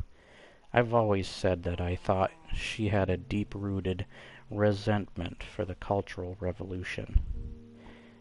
Have her escorted to division headquarters this afternoon, along with the evidence of her crime, Director Zhang said, his face passive. The 3 other women prisoners in the cell were taken away one by one until only Yi was left. The small pile of coal in the corner had been exhausted, and no one came to replenish it. The fire in the stove had gone out a while ago. It was so cold in the cell that Yi had to wrap herself in a blanket. 2 officials came to her before it got dark. The older one, a female cadre, was introduced by her associate as a military representative from the Intermediate People's Court. My name is Zheng Lehao. Jeez. Thank you. The cadre introduced herself. She was in her 40s, dressed in a military coat and wore thick-rimmed glasses. Her face was gentle, and it was clear that she had been very beautiful when she was young. She spoke with a smile and instantly made people like her, Yi Weijie, understood that it was usual for such a high-grade cadre to visit a prisoner about to be tried. Cautiously she nodded at Chang and moved to make a space on her narrow cot so she could sit down. "It's really cold in here. What happened to your stove?" Chang gave a reprimanding look to the head of the detention center, standing at the door of the cell. She turned back to Yi. You're very young, even younger than I imagined." She sat down on the cot and right next to Yi and rummaged in her briefcase, like still muttering, "Wenjie, you're very confused. Young people are all the same. The more books you read, the more confused you become. What can I say?" I feel that same way reading this now. She found what she was looking for and took out a small bundle of papers, looking at Yi. Her eyes were filled with kindness and affection. "But it's not a big deal. What young person hasn't made some mistakes? I made mistakes myself. When I was a young woman, as a member of the art troupe for the 4th Field Army, I specialized in singing Soviet songs. One time, during a political study session, I announced that China should cease to be a separate country and join the USSR as a member republic. That way, international communism would be further strengthened. How naive I was. But who wasn't once naive? What's done is done. When you make a mistake, what's important is to recognize it and correct it. Then you can continue the revolution." Chang's words seemed to draw Yi closer to her. But after having gone through so many troubles, he had learned to be cautious. She did not dare to believe in this kindness, which almost resembled a luxury. Chang placed the stack of papers on the bed in front of Yi and handed her a pen. "Come now, sign this. Then we can have a good heart-to-heart and resolve your ideological difficulties." Her tone was like that of a mother trying to encourage her daughter to eat. Yi stared at the stack of papers silently and motionlessly. She did not pick up the pen. Cheng gave her a forgiving smile. "You can trust me, Wenjie. I personally guarantee that this document has nothing to do with your case. Go ahead, sign it." Her associate, who stood to the side, added, "Yi Wenjie, Representative Chang is trying to help you. She's been working hard on your behalf." Chang waved at him to stop. "It's understandable, poor child. You've been so frightened. There are some comrades," geez, I'm frickin' stuttering, "whose political awareness is not adequately high. Some members of the Construction Corps and some of the folks from the People's Corps employ such simplistic methods and behave so rudely. It's completely inappropriate, all right. Wenjie, why don't you read the document? Read it carefully." He picked up the document and flipped through it in the dim yellow light of the detention cell. Representative Chang hadn't lied to her. The document really had nothing to do with her case. It was about her father. In it was a record of her father's interactions and conversations with certain individuals. The source was Wenjie's younger sister, Wen Zhao. As one of the most radical red cards, Wen Zhao had always been proactive in exposing their father, and had exposed numerous reports detailing his supposed sins. Some of the material she provided had ultimately led to his death, but Yi couldn't tell that his report didn't come from the hand of, oh my goodness, of her sister. Thank you, Minecraft, for that. When Zhu... Jeez. I'm gonna... Wish I was consistent again. Thank you, Lightning. When Zhu had an intense, impatient style. When you read... Maybe I should just say names like... No. Read her reports. Each line would make an explosive impact, like a string of firecrackers. But this... Hey, that's our word. I'm just making a nostalgia critic joke now. But this document was composed in a cool, experienced, meticulous style. Who spoke to whom, when, where, what was discussed. Every detail was recorded, down to the exact date. For someone who wasn't experienced, the content seemed like a boring diary. But the calculating, cold purpose hidden within was very different from the childish antics of Wen Zhao. Maybe Zhao sounds better. Just for me. Alright, did you see? Bei, by doing this intentionally or not, causes, let's just say, huge problems for... Never mind, can't even say that without spoilers. Hi, Spider. Yi couldn't really understand what the document was getting at, but she could sense that it had something to do with an important national defense project. Shut the hell up, Storm. As the daughter of a physicist, Yi guessed that it was a reference to the double bomb project that had shocked the world in 1964 and 1967. During this period of the Cultural Revolution, in order to bring down a highly positioned individual, it was necessary to gather evidence of his defenses.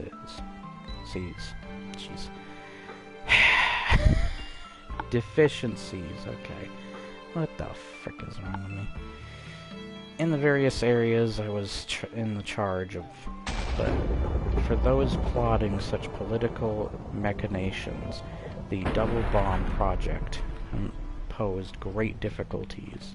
People in the highest levels of the government placed the project under their protection to avoid disruption of the Cultural Revolution. It was difficult for those with nefarious purposes to pry into the inner workings. Due to her father's family background, he couldn't meet the political requirements and did not work on a double bomb project. All he had done was some peripheral theoretical work for it. But it was easier to make use of him than those who had worked on the core project.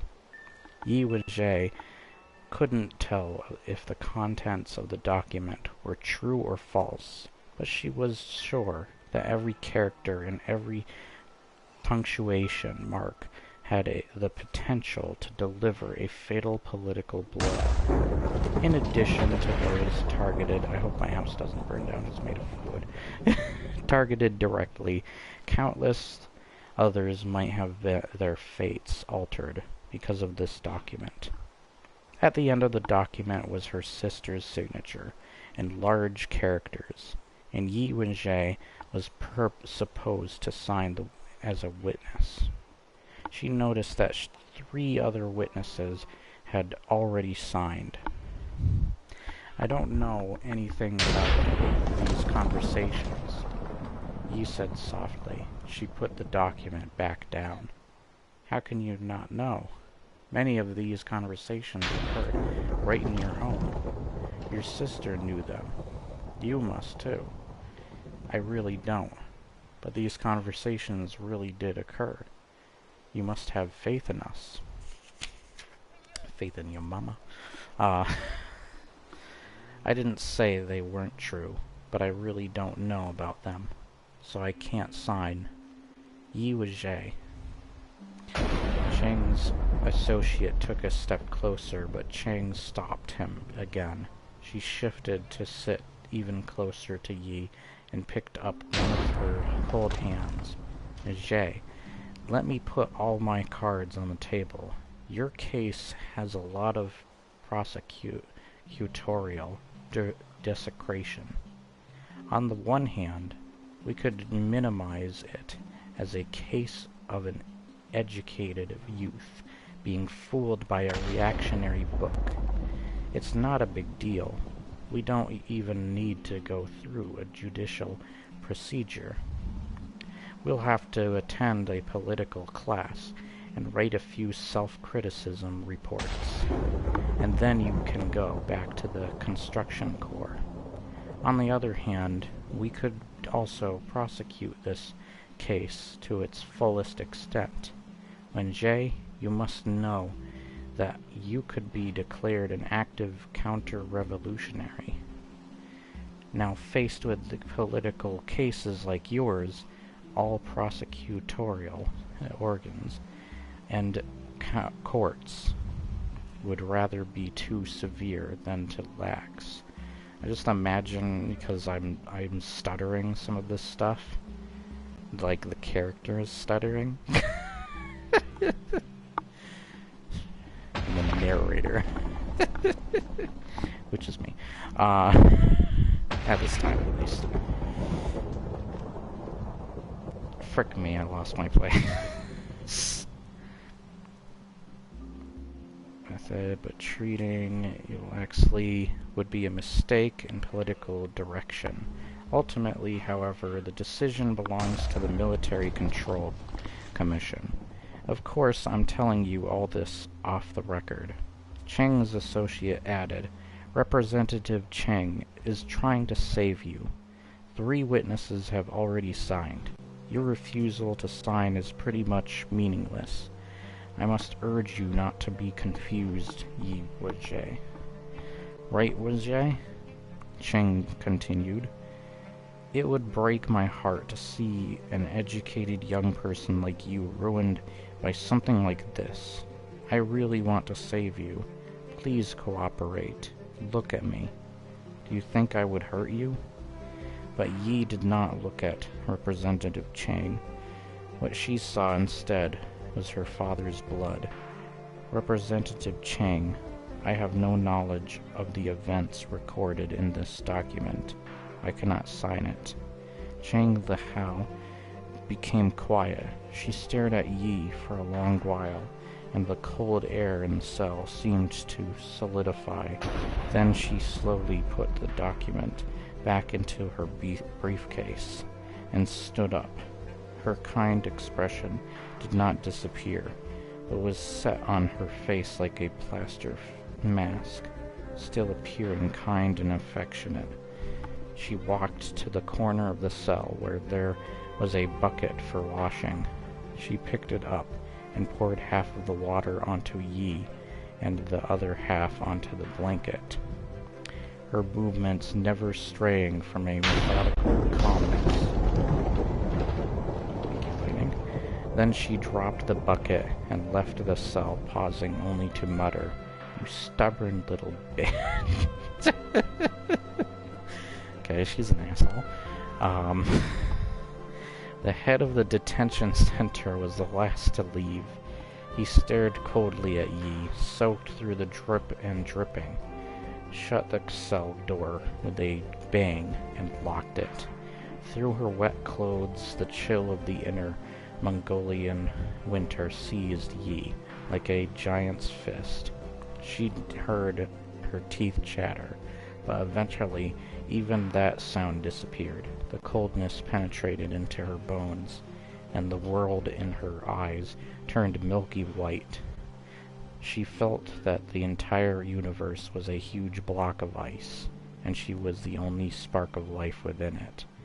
She was the little girl about to freeze to death, and she didn't even have a handful of matches, only illusions. The block of ice holding her gradually became transparent. In front of her she could see a tall building at the top. A young girl waved a bright red banner. Hey, it's the beginning of the book. Her slender figure contrasted vividly with the breadth of the flag. It was her sister, Wang Zhe. Ever since her little sister had made a clean break with her reactionary academic authority family, Wang Zhe had heard no news about her. She had only learned recently that Wang Zhao,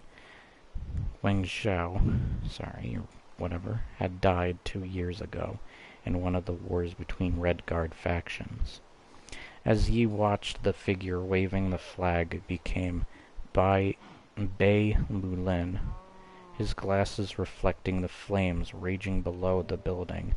Then it turned into Representative Chang, then her mother, Shaolin, then her father. The flag-bearer kept on changing, but the flag waved ceaselessly, like a perpetual pendulum, counting down the remainder of her short life. Gradually, the flag grew blurry. Everything grew blurry. The ice that filled the universe once again sealed her at its center. Only this time the ice was black. Alright. So that was the second chapter, or second part, as I guess they're being called parts. Then it moves on to part 3, Red Coast, on what I'm assuming is page 41, 42, no, 40 or 41. It's blank on this side though, so what a waste of a page.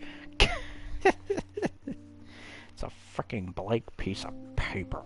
You could have wrote something else there. Or you could have just put chapter 3 there instead. I don't know. And then next time I'll do chapter 3, Red Coast 1. I'm guessing that's what that's why there's an I there. But, man, I don't want to stop now, though, because... Okay, 3 bodies, not far, though. So maybe I can get through this, and then I can continue from part 2. Oh, okay, wait a minute, so... Is this chapter 3 in part 1? Interesting. Okay, yeah, I'll do this chapter before I stop. So we got a little more to go, and I'm guessing that, yep, because she's probably dead. So, is Yi dead, though? I guess I'll find that out, because she's freezing to death. But I'm seeing Yi at the beginning here already. So, Red Coast 1. Yi with Zhe heard a loud, continuous roar. She didn't know how much time had passed. The noise came from all around her in her vague state of consciousness. It seemed as though some gigantic machine was drilling into or sawing through the block of ice that held her. The world was still only darkness, but the noise grew more and more real. Finally, she was certain that the source of the noise was neither heaven nor hell, and she remained in the land of the living. She realized that her eyes were still closed. With an effort, she lifted her eyelids. The first thing she saw was a light embedded deeply in the ceiling, covered by a wire mesh that seemed designed to protect it. It emitted a dim glow. The ceiling appeared to be made of metal. She heard a male voice softly calling her name. "You have a high fever," the man said. "Where am I?" Wenjie's voice was so weak that she couldn't be sure it was her own. "On a helicopter." Yi felt weak. She fell back to sleep. As she dozed, the roar kept her company. Before long, she woke again. Now the numbness had disappeared, and the pain reasserted itself. Her head and the joints of her limbs ached, and the breath coming out of her mouth felt scalding hot. Her throat hurt so much that swallowing spittle felt like it was a piece of burning coal. She turned her head and saw two men wearing the same kind of military coat that Representative Chang, I found spittle funny too, had worn. But unlike her, both of these men had on the cotton cap of the PLA a red star sewn onto the front. Their coats were unbuttoned, and she could see the red collar insignia on their army uniforms. One of the men wore glasses. He discovered that she was covered by a military coat as well. The clothes she was wearing were dry and warm. She struggled to sit up, and to her surprise succeeded. She looked out the porthole on the other side. Rolling clouds slowly drifted by, reflecting the dazzling sunlight. She pulled her gaze back. The narrow cabin was filled with iron trunks painted military green. Do I have anything to drink? Just need something to drink. That's good. Alright.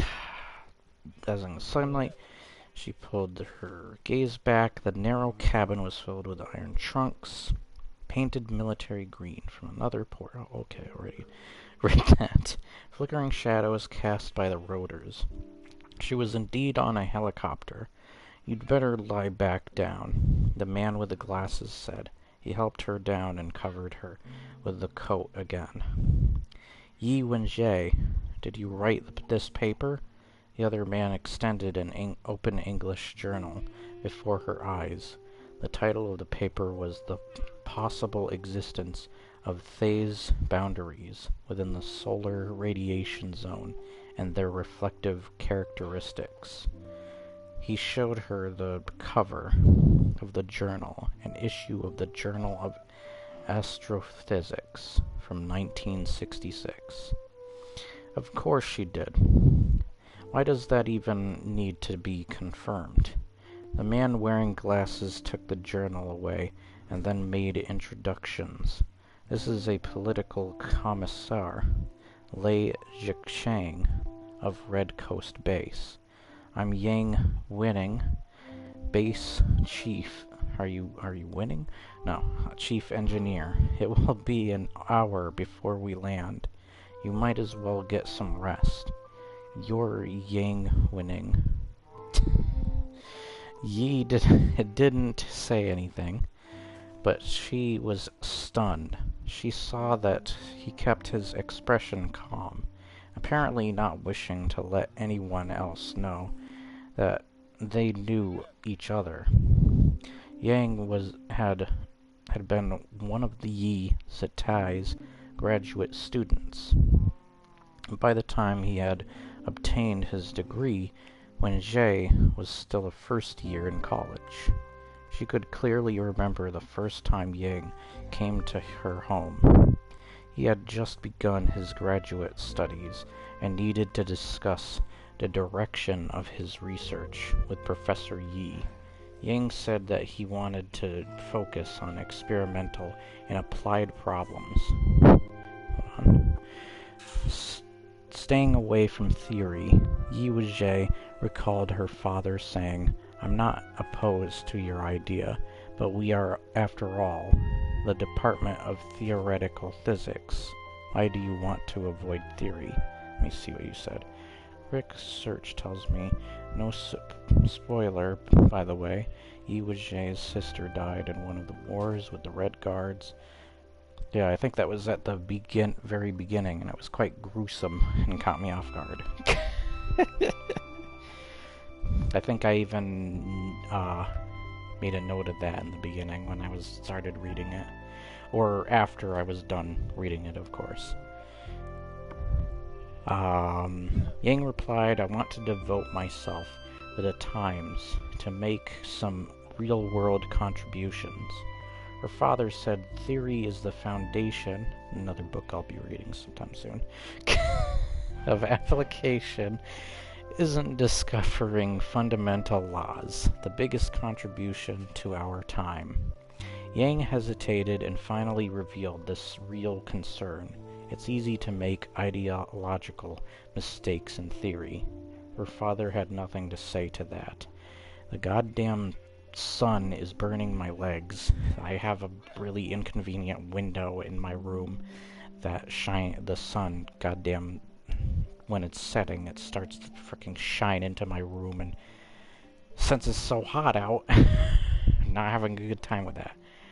Luckily, I probably only have a couple more pages, so maybe I won't burn to death. I'm opposite of Yi right now.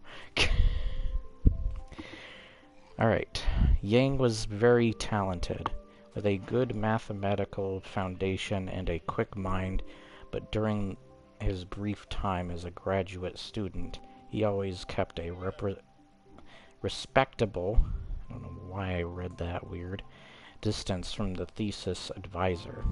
Yi Wei had seen Yang several times, but perhaps due to the influence of her father, she hadn't noticed him much. As for whether he had paid much attention to her, she had no idea. After Yang got his degree, he soon ceased all contact with her father. Again, feeling weak, Yi closed her eyes. The two men left her and crouched behind a row of trunks to converse in lowered voices. But the cabin was so cramped that Yi could hear them, even over the roar of the engine. I still think this isn't a good idea, Commissaire Lei said. Can you find the personnel I need through normal channels? Yang asked. Hey, I've done all I can. There's no one in the military with that specialization. And going outside the army raises many questions. You know very well that the security clearance needed for the project requires someone willing to join the army, but the bigger issue is the requirement in the security regulations that they are be sequestered at the base for extended periods. What's to be done with if they have families?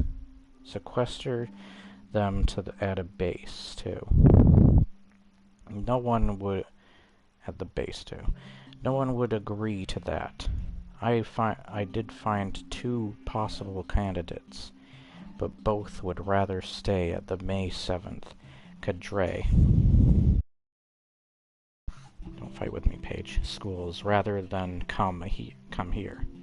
Of course we could forcefully move them, but given the nature of this work, we can't have someone who doesn't want to be here. Then there's no choice but to use her. But it's so unconventional. This entire project is unconventional.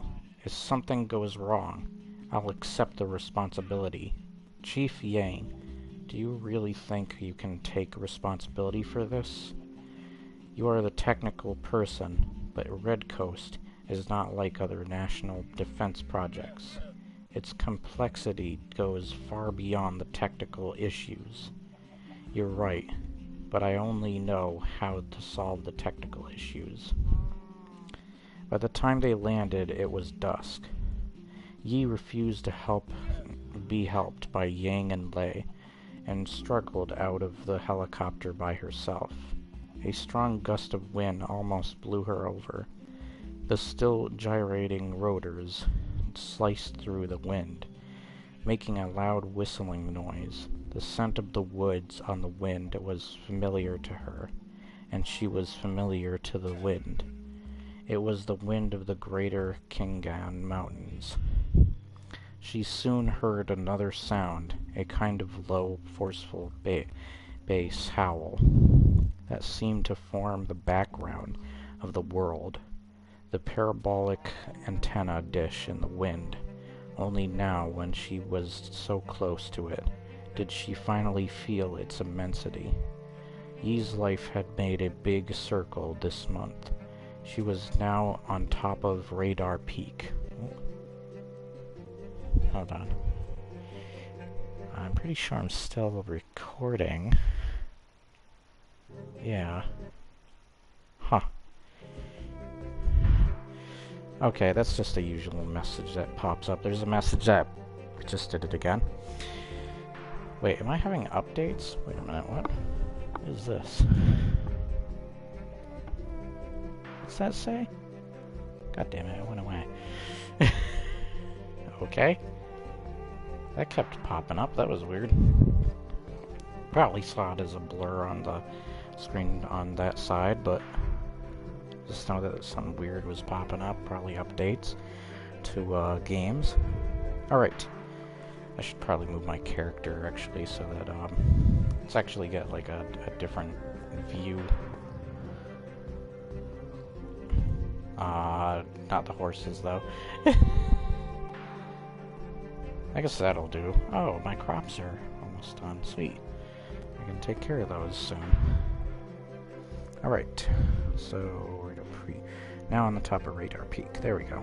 She couldn't help but look at the direction of her construction core company, but all she could see was a misty sea of trees in the twilight. The helicopter was carrying more than just Yi. Several soldiers came over and began to unload military green cargo trunks from the cabin. They walked. Thought I saw an animal in front of my screen. Walked by without glancing at her. As she followed Yang and Lei, I hope the music isn't too loud again, by the way. I'm hearing it a bit. Okay. Seems like it's fine. Can't wait to get a new microphone in general. Help but look at the direction of the construction core. Okay, the helicopter was carrying more than just Yi. Several soldiers came over the... God damn it. Green cargo trunks from the cabin. They walked by without glancing at her.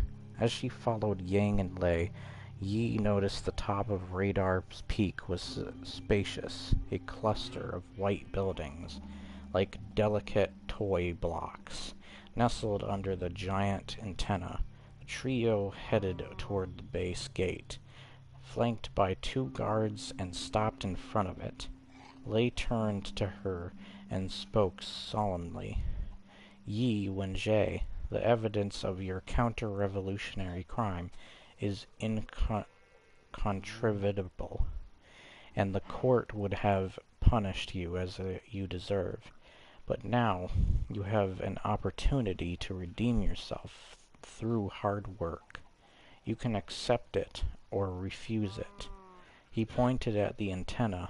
This is a defense research facility. The research conducted here needs your specialized scientific knowledge. Chief Engineer Yang can give you the details, but you should consider carefully. He nodded at Yang and then entered the gate after the soldiers carrying the trunks. Yang waited until the others were gone and indicated that Yi could follow him at a little distance away from the gate, clearly trying to avoid the sentries listening in. He no longer pretended that he didn't know her. I should have picked either a spot in the game that had snow or some other snowy related game for the vibe that this book is giving with this cold winter.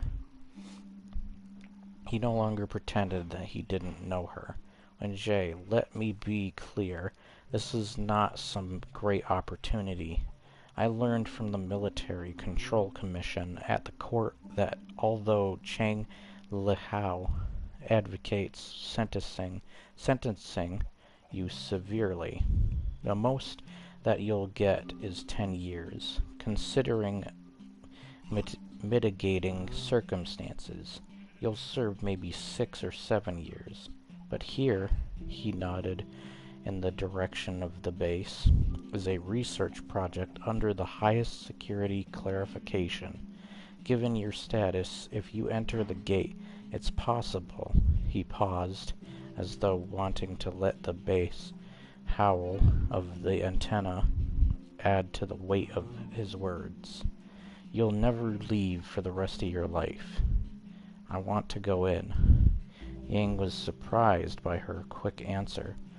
Don't be hasty. Get back onto the helicopter. It will take off in 3 hours, and if you refuse our offer, it will take you back. I don't want to go back. Let's go in. Yi's voice remained soft, but there was a determination in her tone that was harder than steel. Other than the undiscovered country beyond death, from which no one has ever returned, the place she wanted to be the most was this peak separated from the rest of the world. Here she felt a sense of security that had long eluded her. You should be cautious.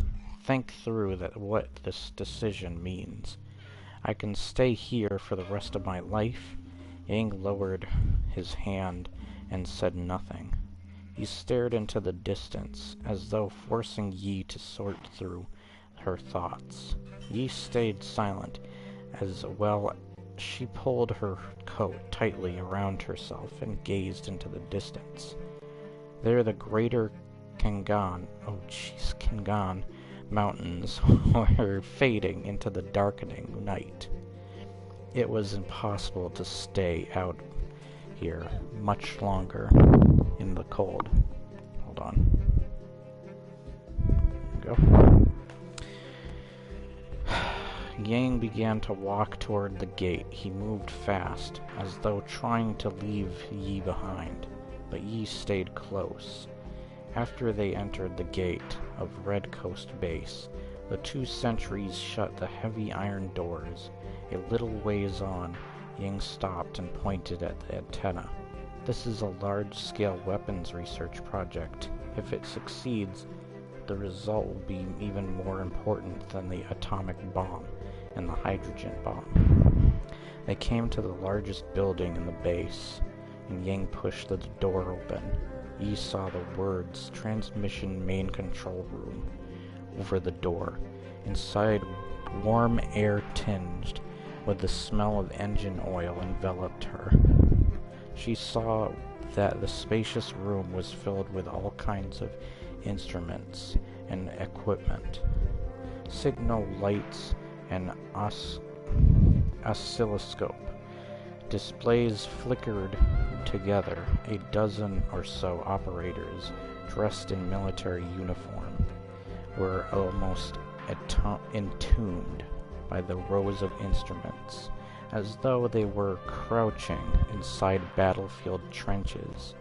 The unceasing stream of operational orders and responses gave the whole scene a tense, confusing feel. "It's warmer in here," Yang said. "Wait here a bit. I'll take care of your living arrangements and return for you." He pointed at a chair and desk next to the door. Yi saw that someone was already sitting at the desk, a guard carrying a handgun. "I'd rather wait outside," Yi said. Ying smiled at her kindly. "From now on, you'll be a member of the base staff. Other than a few sensitive areas, you can go anywhere you want." His face suddenly looked uncomfortable as he realized another layer of meaning to his words. "You can never leave here again." "I prefer to wait outside," Yi insisted. "All right." Yang glanced at the guard at the desk, who paid no attention to them. He seemed to understand Yi's concern and brought her back out to the main control room. "Stand somewhere out in the wind, and I'll be back in a few minutes. I just need to get someone to start a fire in your room. Conditions at the base are a bit rough, and we have no heating system." Yi stood next to the main control room door. The huge antenna was directly behind her, and it bloated out half the sky. From here, she could clearly hear the sounds inside the main control room. Suddenly, the chaotic orders and responses ceased. and the room became completely quiet. All she could hear was the occasional low buzzing noise from some instrument. Then a loud male voice broke the silence. "The People's Liberation Army, 2nd Artillery Corps, Red Coast Project, 147th transmission. Authorization confirmed. Begin 30-second countdown.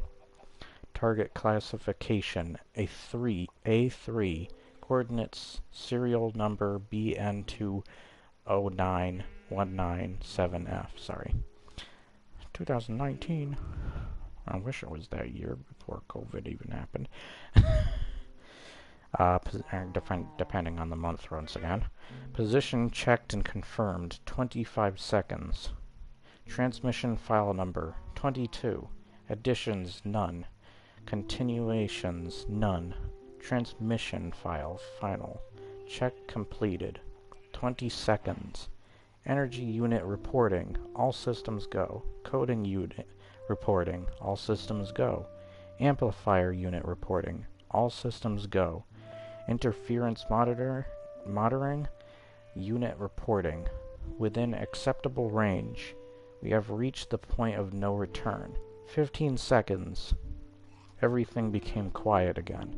15 seconds later, as a klaxon started to blare, a red light on the top of the antenna began to blink rapidly. Begin transmission. All units continue to monitor. Yi felt a light itch on her face. She knew that an enormous electric field had appeared. She lifted her face and gazed in the direction of the antenna, was pointing, and saw a cloud in the night sky glow with a dim... Come on. Don't fight with me, Paige. Dim blue light. So dim that at first the thought it an illusion. But as the cloud drifted away, the glow disappeared. Another cloud that drifted into position began to give off the same glow. From the main control room, she heard more shouts. Malfunction with energy unit. Magnetron. Number 3 was burnt out. Backup unit is in operation. All systems go. Checkpoint 1 reached. Resuming transmission. Yi heard a fluttering noise. Through the mist, she could see shadows lift out of the woods below the peak of the spiral into the dark sky. She hadn't realized so many birds could be roused from the woods in deep winter. Then she saw the terrifying scene.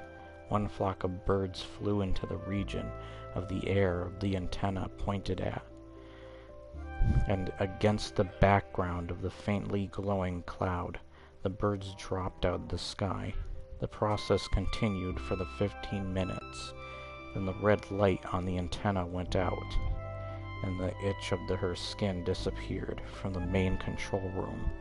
The confusing murmur of orders and responses resumed even as the loud male voice continued. Transmission 147 of Red Coast completed. Transmission system shutting down. Red Coast now entering monitoring state. System control is hereby transferred to the monitoring department. Please upload checkpoint data. All units should fill out transmission diaries. All unit heads should attend the post-transmission meeting in the debriefing room. We're done. All was silent except for the howl of the wind against the antenna.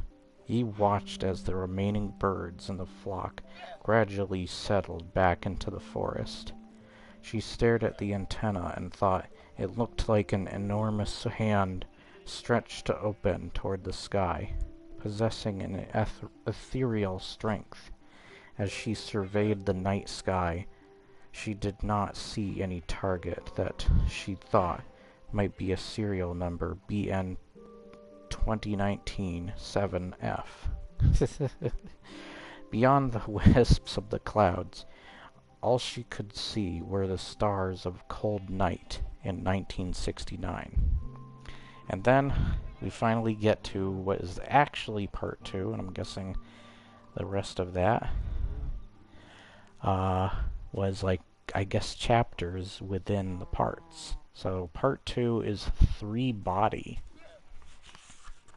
And, oh, okay, so I'm guessing chapter 4 is, so chapter 4 is the Frontiers of Science. There's nothing indicating if these are chapters or whatever between the parts. So Frontiers of Science, 40 plus years later. Alright, I think I'm going to stop there. I got a good amount of progress in for today. And I can definitely read more. It's just a busy day for me for right now.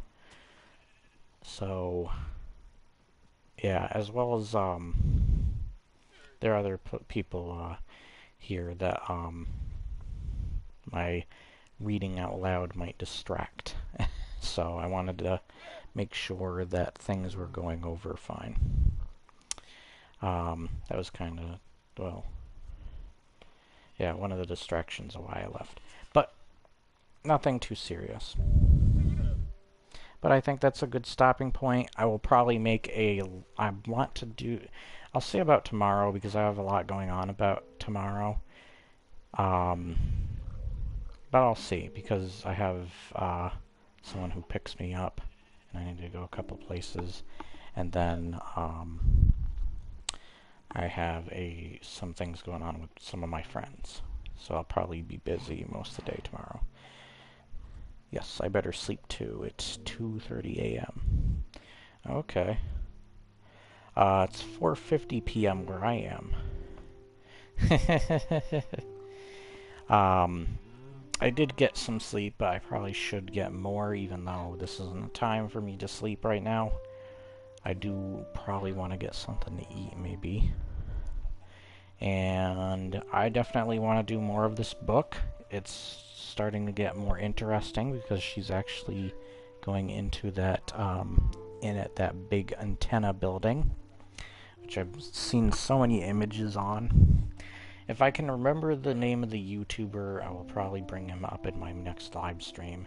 And that live stream I will hopefully make sure to be longer and get through more parts and or chapters of this book.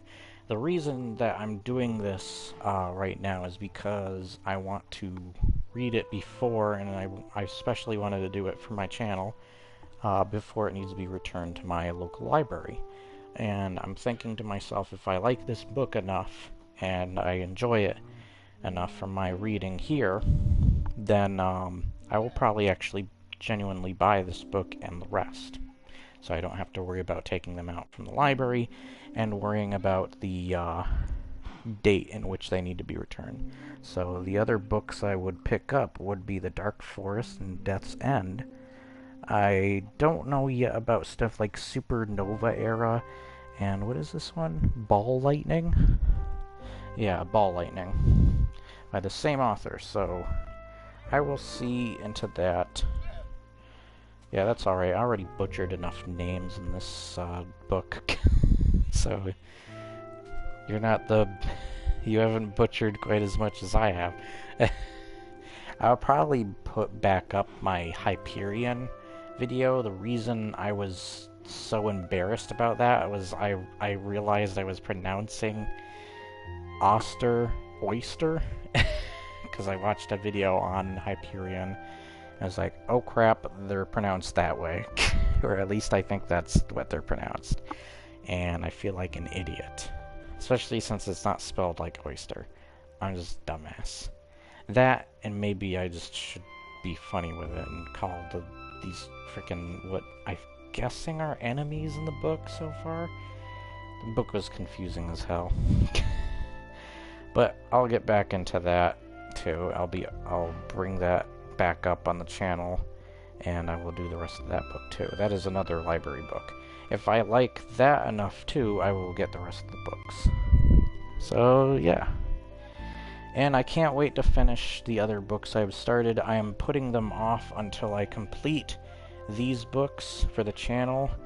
And I do have 2 other library books here, actually. One is part of the Malazan series, and the other is Red Mars by Kim Stanley Robinson, and the Malazan series by Steven Erikson, starting with the book that I'll be doing, Gardens of the Moon. Now, I haven't read any of these 4 books I have just mentioned, so this is my first time with all 4 of them. So anybody else who would watch these videos as they casually drop by or see them, know that I'm going to be dumbass now I read them. But yeah, I had fun with that. I liked that first part. I'm enjoying it, I think, a little bit more than I did with Hyperion. Hyperion, I was a little iffy on my enjoyment factor of it. But yeah. So I can't wait to read the rest of this. I was very much looking forward to both books because it's the same YouTuber too. That same YouTuber told me that Three Body Problem is one of the probably scariest books he's read. And he said Hyperion has one of the scariest creatures, the Shrike, in science fiction books that he has read to this day. So I wanted to see how this played out in both books.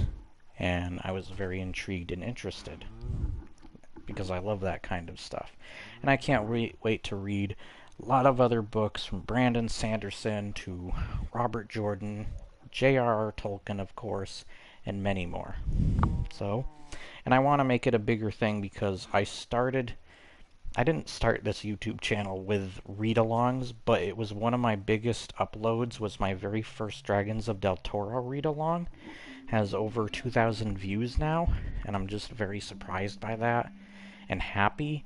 But like partway through my life on YouTube and after my grandmother passed away, I don't know, I just gave up on it for a while and just like did other things or like took a long break. I was literally away from my channel for like a year after my grandmother passed away, because it affected me so deeply, so that when I came back I didn't feel quite like myself. And I even thought that like I was way more energetic when I did my videos before she passed, that after she passed I felt like whenever I look over my videos now, even though not all of them are perfect, definitely not, I lacked that energy I used to have. So I'm hoping to get back into this stuff, bring that same energy that I had with older videos back, and push further, because it's been a hell of a ride for most of these videos. Not every single one has been perfect. The hope to learn from those mistakes, just like I'm messing up with freaking names in this book because I'm terrible at that stuff. And yeah, I'd recommend not watching any videos about the trilogy, especially the Dark Force, the Revelation at its end. Don't worry, I haven't looked into videos that go further. Mostly they just talk about, they're still very vague in what they're talking about though too. But they go into like this book freaked them out and why it was scary to them. And I don't think they spoil much. It still seemed very like mysterious to me the way it was described by whoever it was I was watching. Maybe I should, hold on, let me get it up here. Maybe I can find them this way. Okay, let's see. Three Body Problem, because I think he always pops up when I type in Three Body Problem. So maybe I can just get the YouTuber in here now. There he is, Quinn's Ideas. Oh, you were saying Quinn. I'm a dumbass. Okay, you already said who it was. Yes, Quinn is the guy that I heard some things. But I didn't look into videos like explained in 5 minutes and such. I looked into the ones that mostly talked about the horrifying science fiction series of all time. But I made sure to avoid most spoilers. And I see that I was seeing that there's a TV series on the Three Body Problem coming out. I think I watched one of the trailers, but other than that, I mostly stayed away from it. But that would be cool if we could get those shows around here on one of our services. That would be fantastic. Because I would love to watch those, but once again, I should probably read the books before watching those. I don't want to ruin it. It's the same deal with, like, if you want to read the Foundation books, you want to probably stay away from the show. 3, in fact, Netflix, Tencent, and Billy are all working on adaptations. Okay. I see you say GN, good night. So I'm sorry to keep you. But I'll see you next time. Anybody who watches, this will be up for anybody at any time to pass by if they want to watch this or not. Doesn't matter to me. I hope you enjoy, though, and if you do enjoy, I should clarify, like, share, and subscribe, leave your comments below, and hit the little bell for notifications to keep up to date with the latest content and or videos. And I will see you guys next time on my next read-along, whether I start a different book or continue on from a previous book. Goodbye and see ya. I don't think the audio will start. I think it still continues. Oh wait, wrong thing. I'll read your comment once I stop this. Alright, goodbye.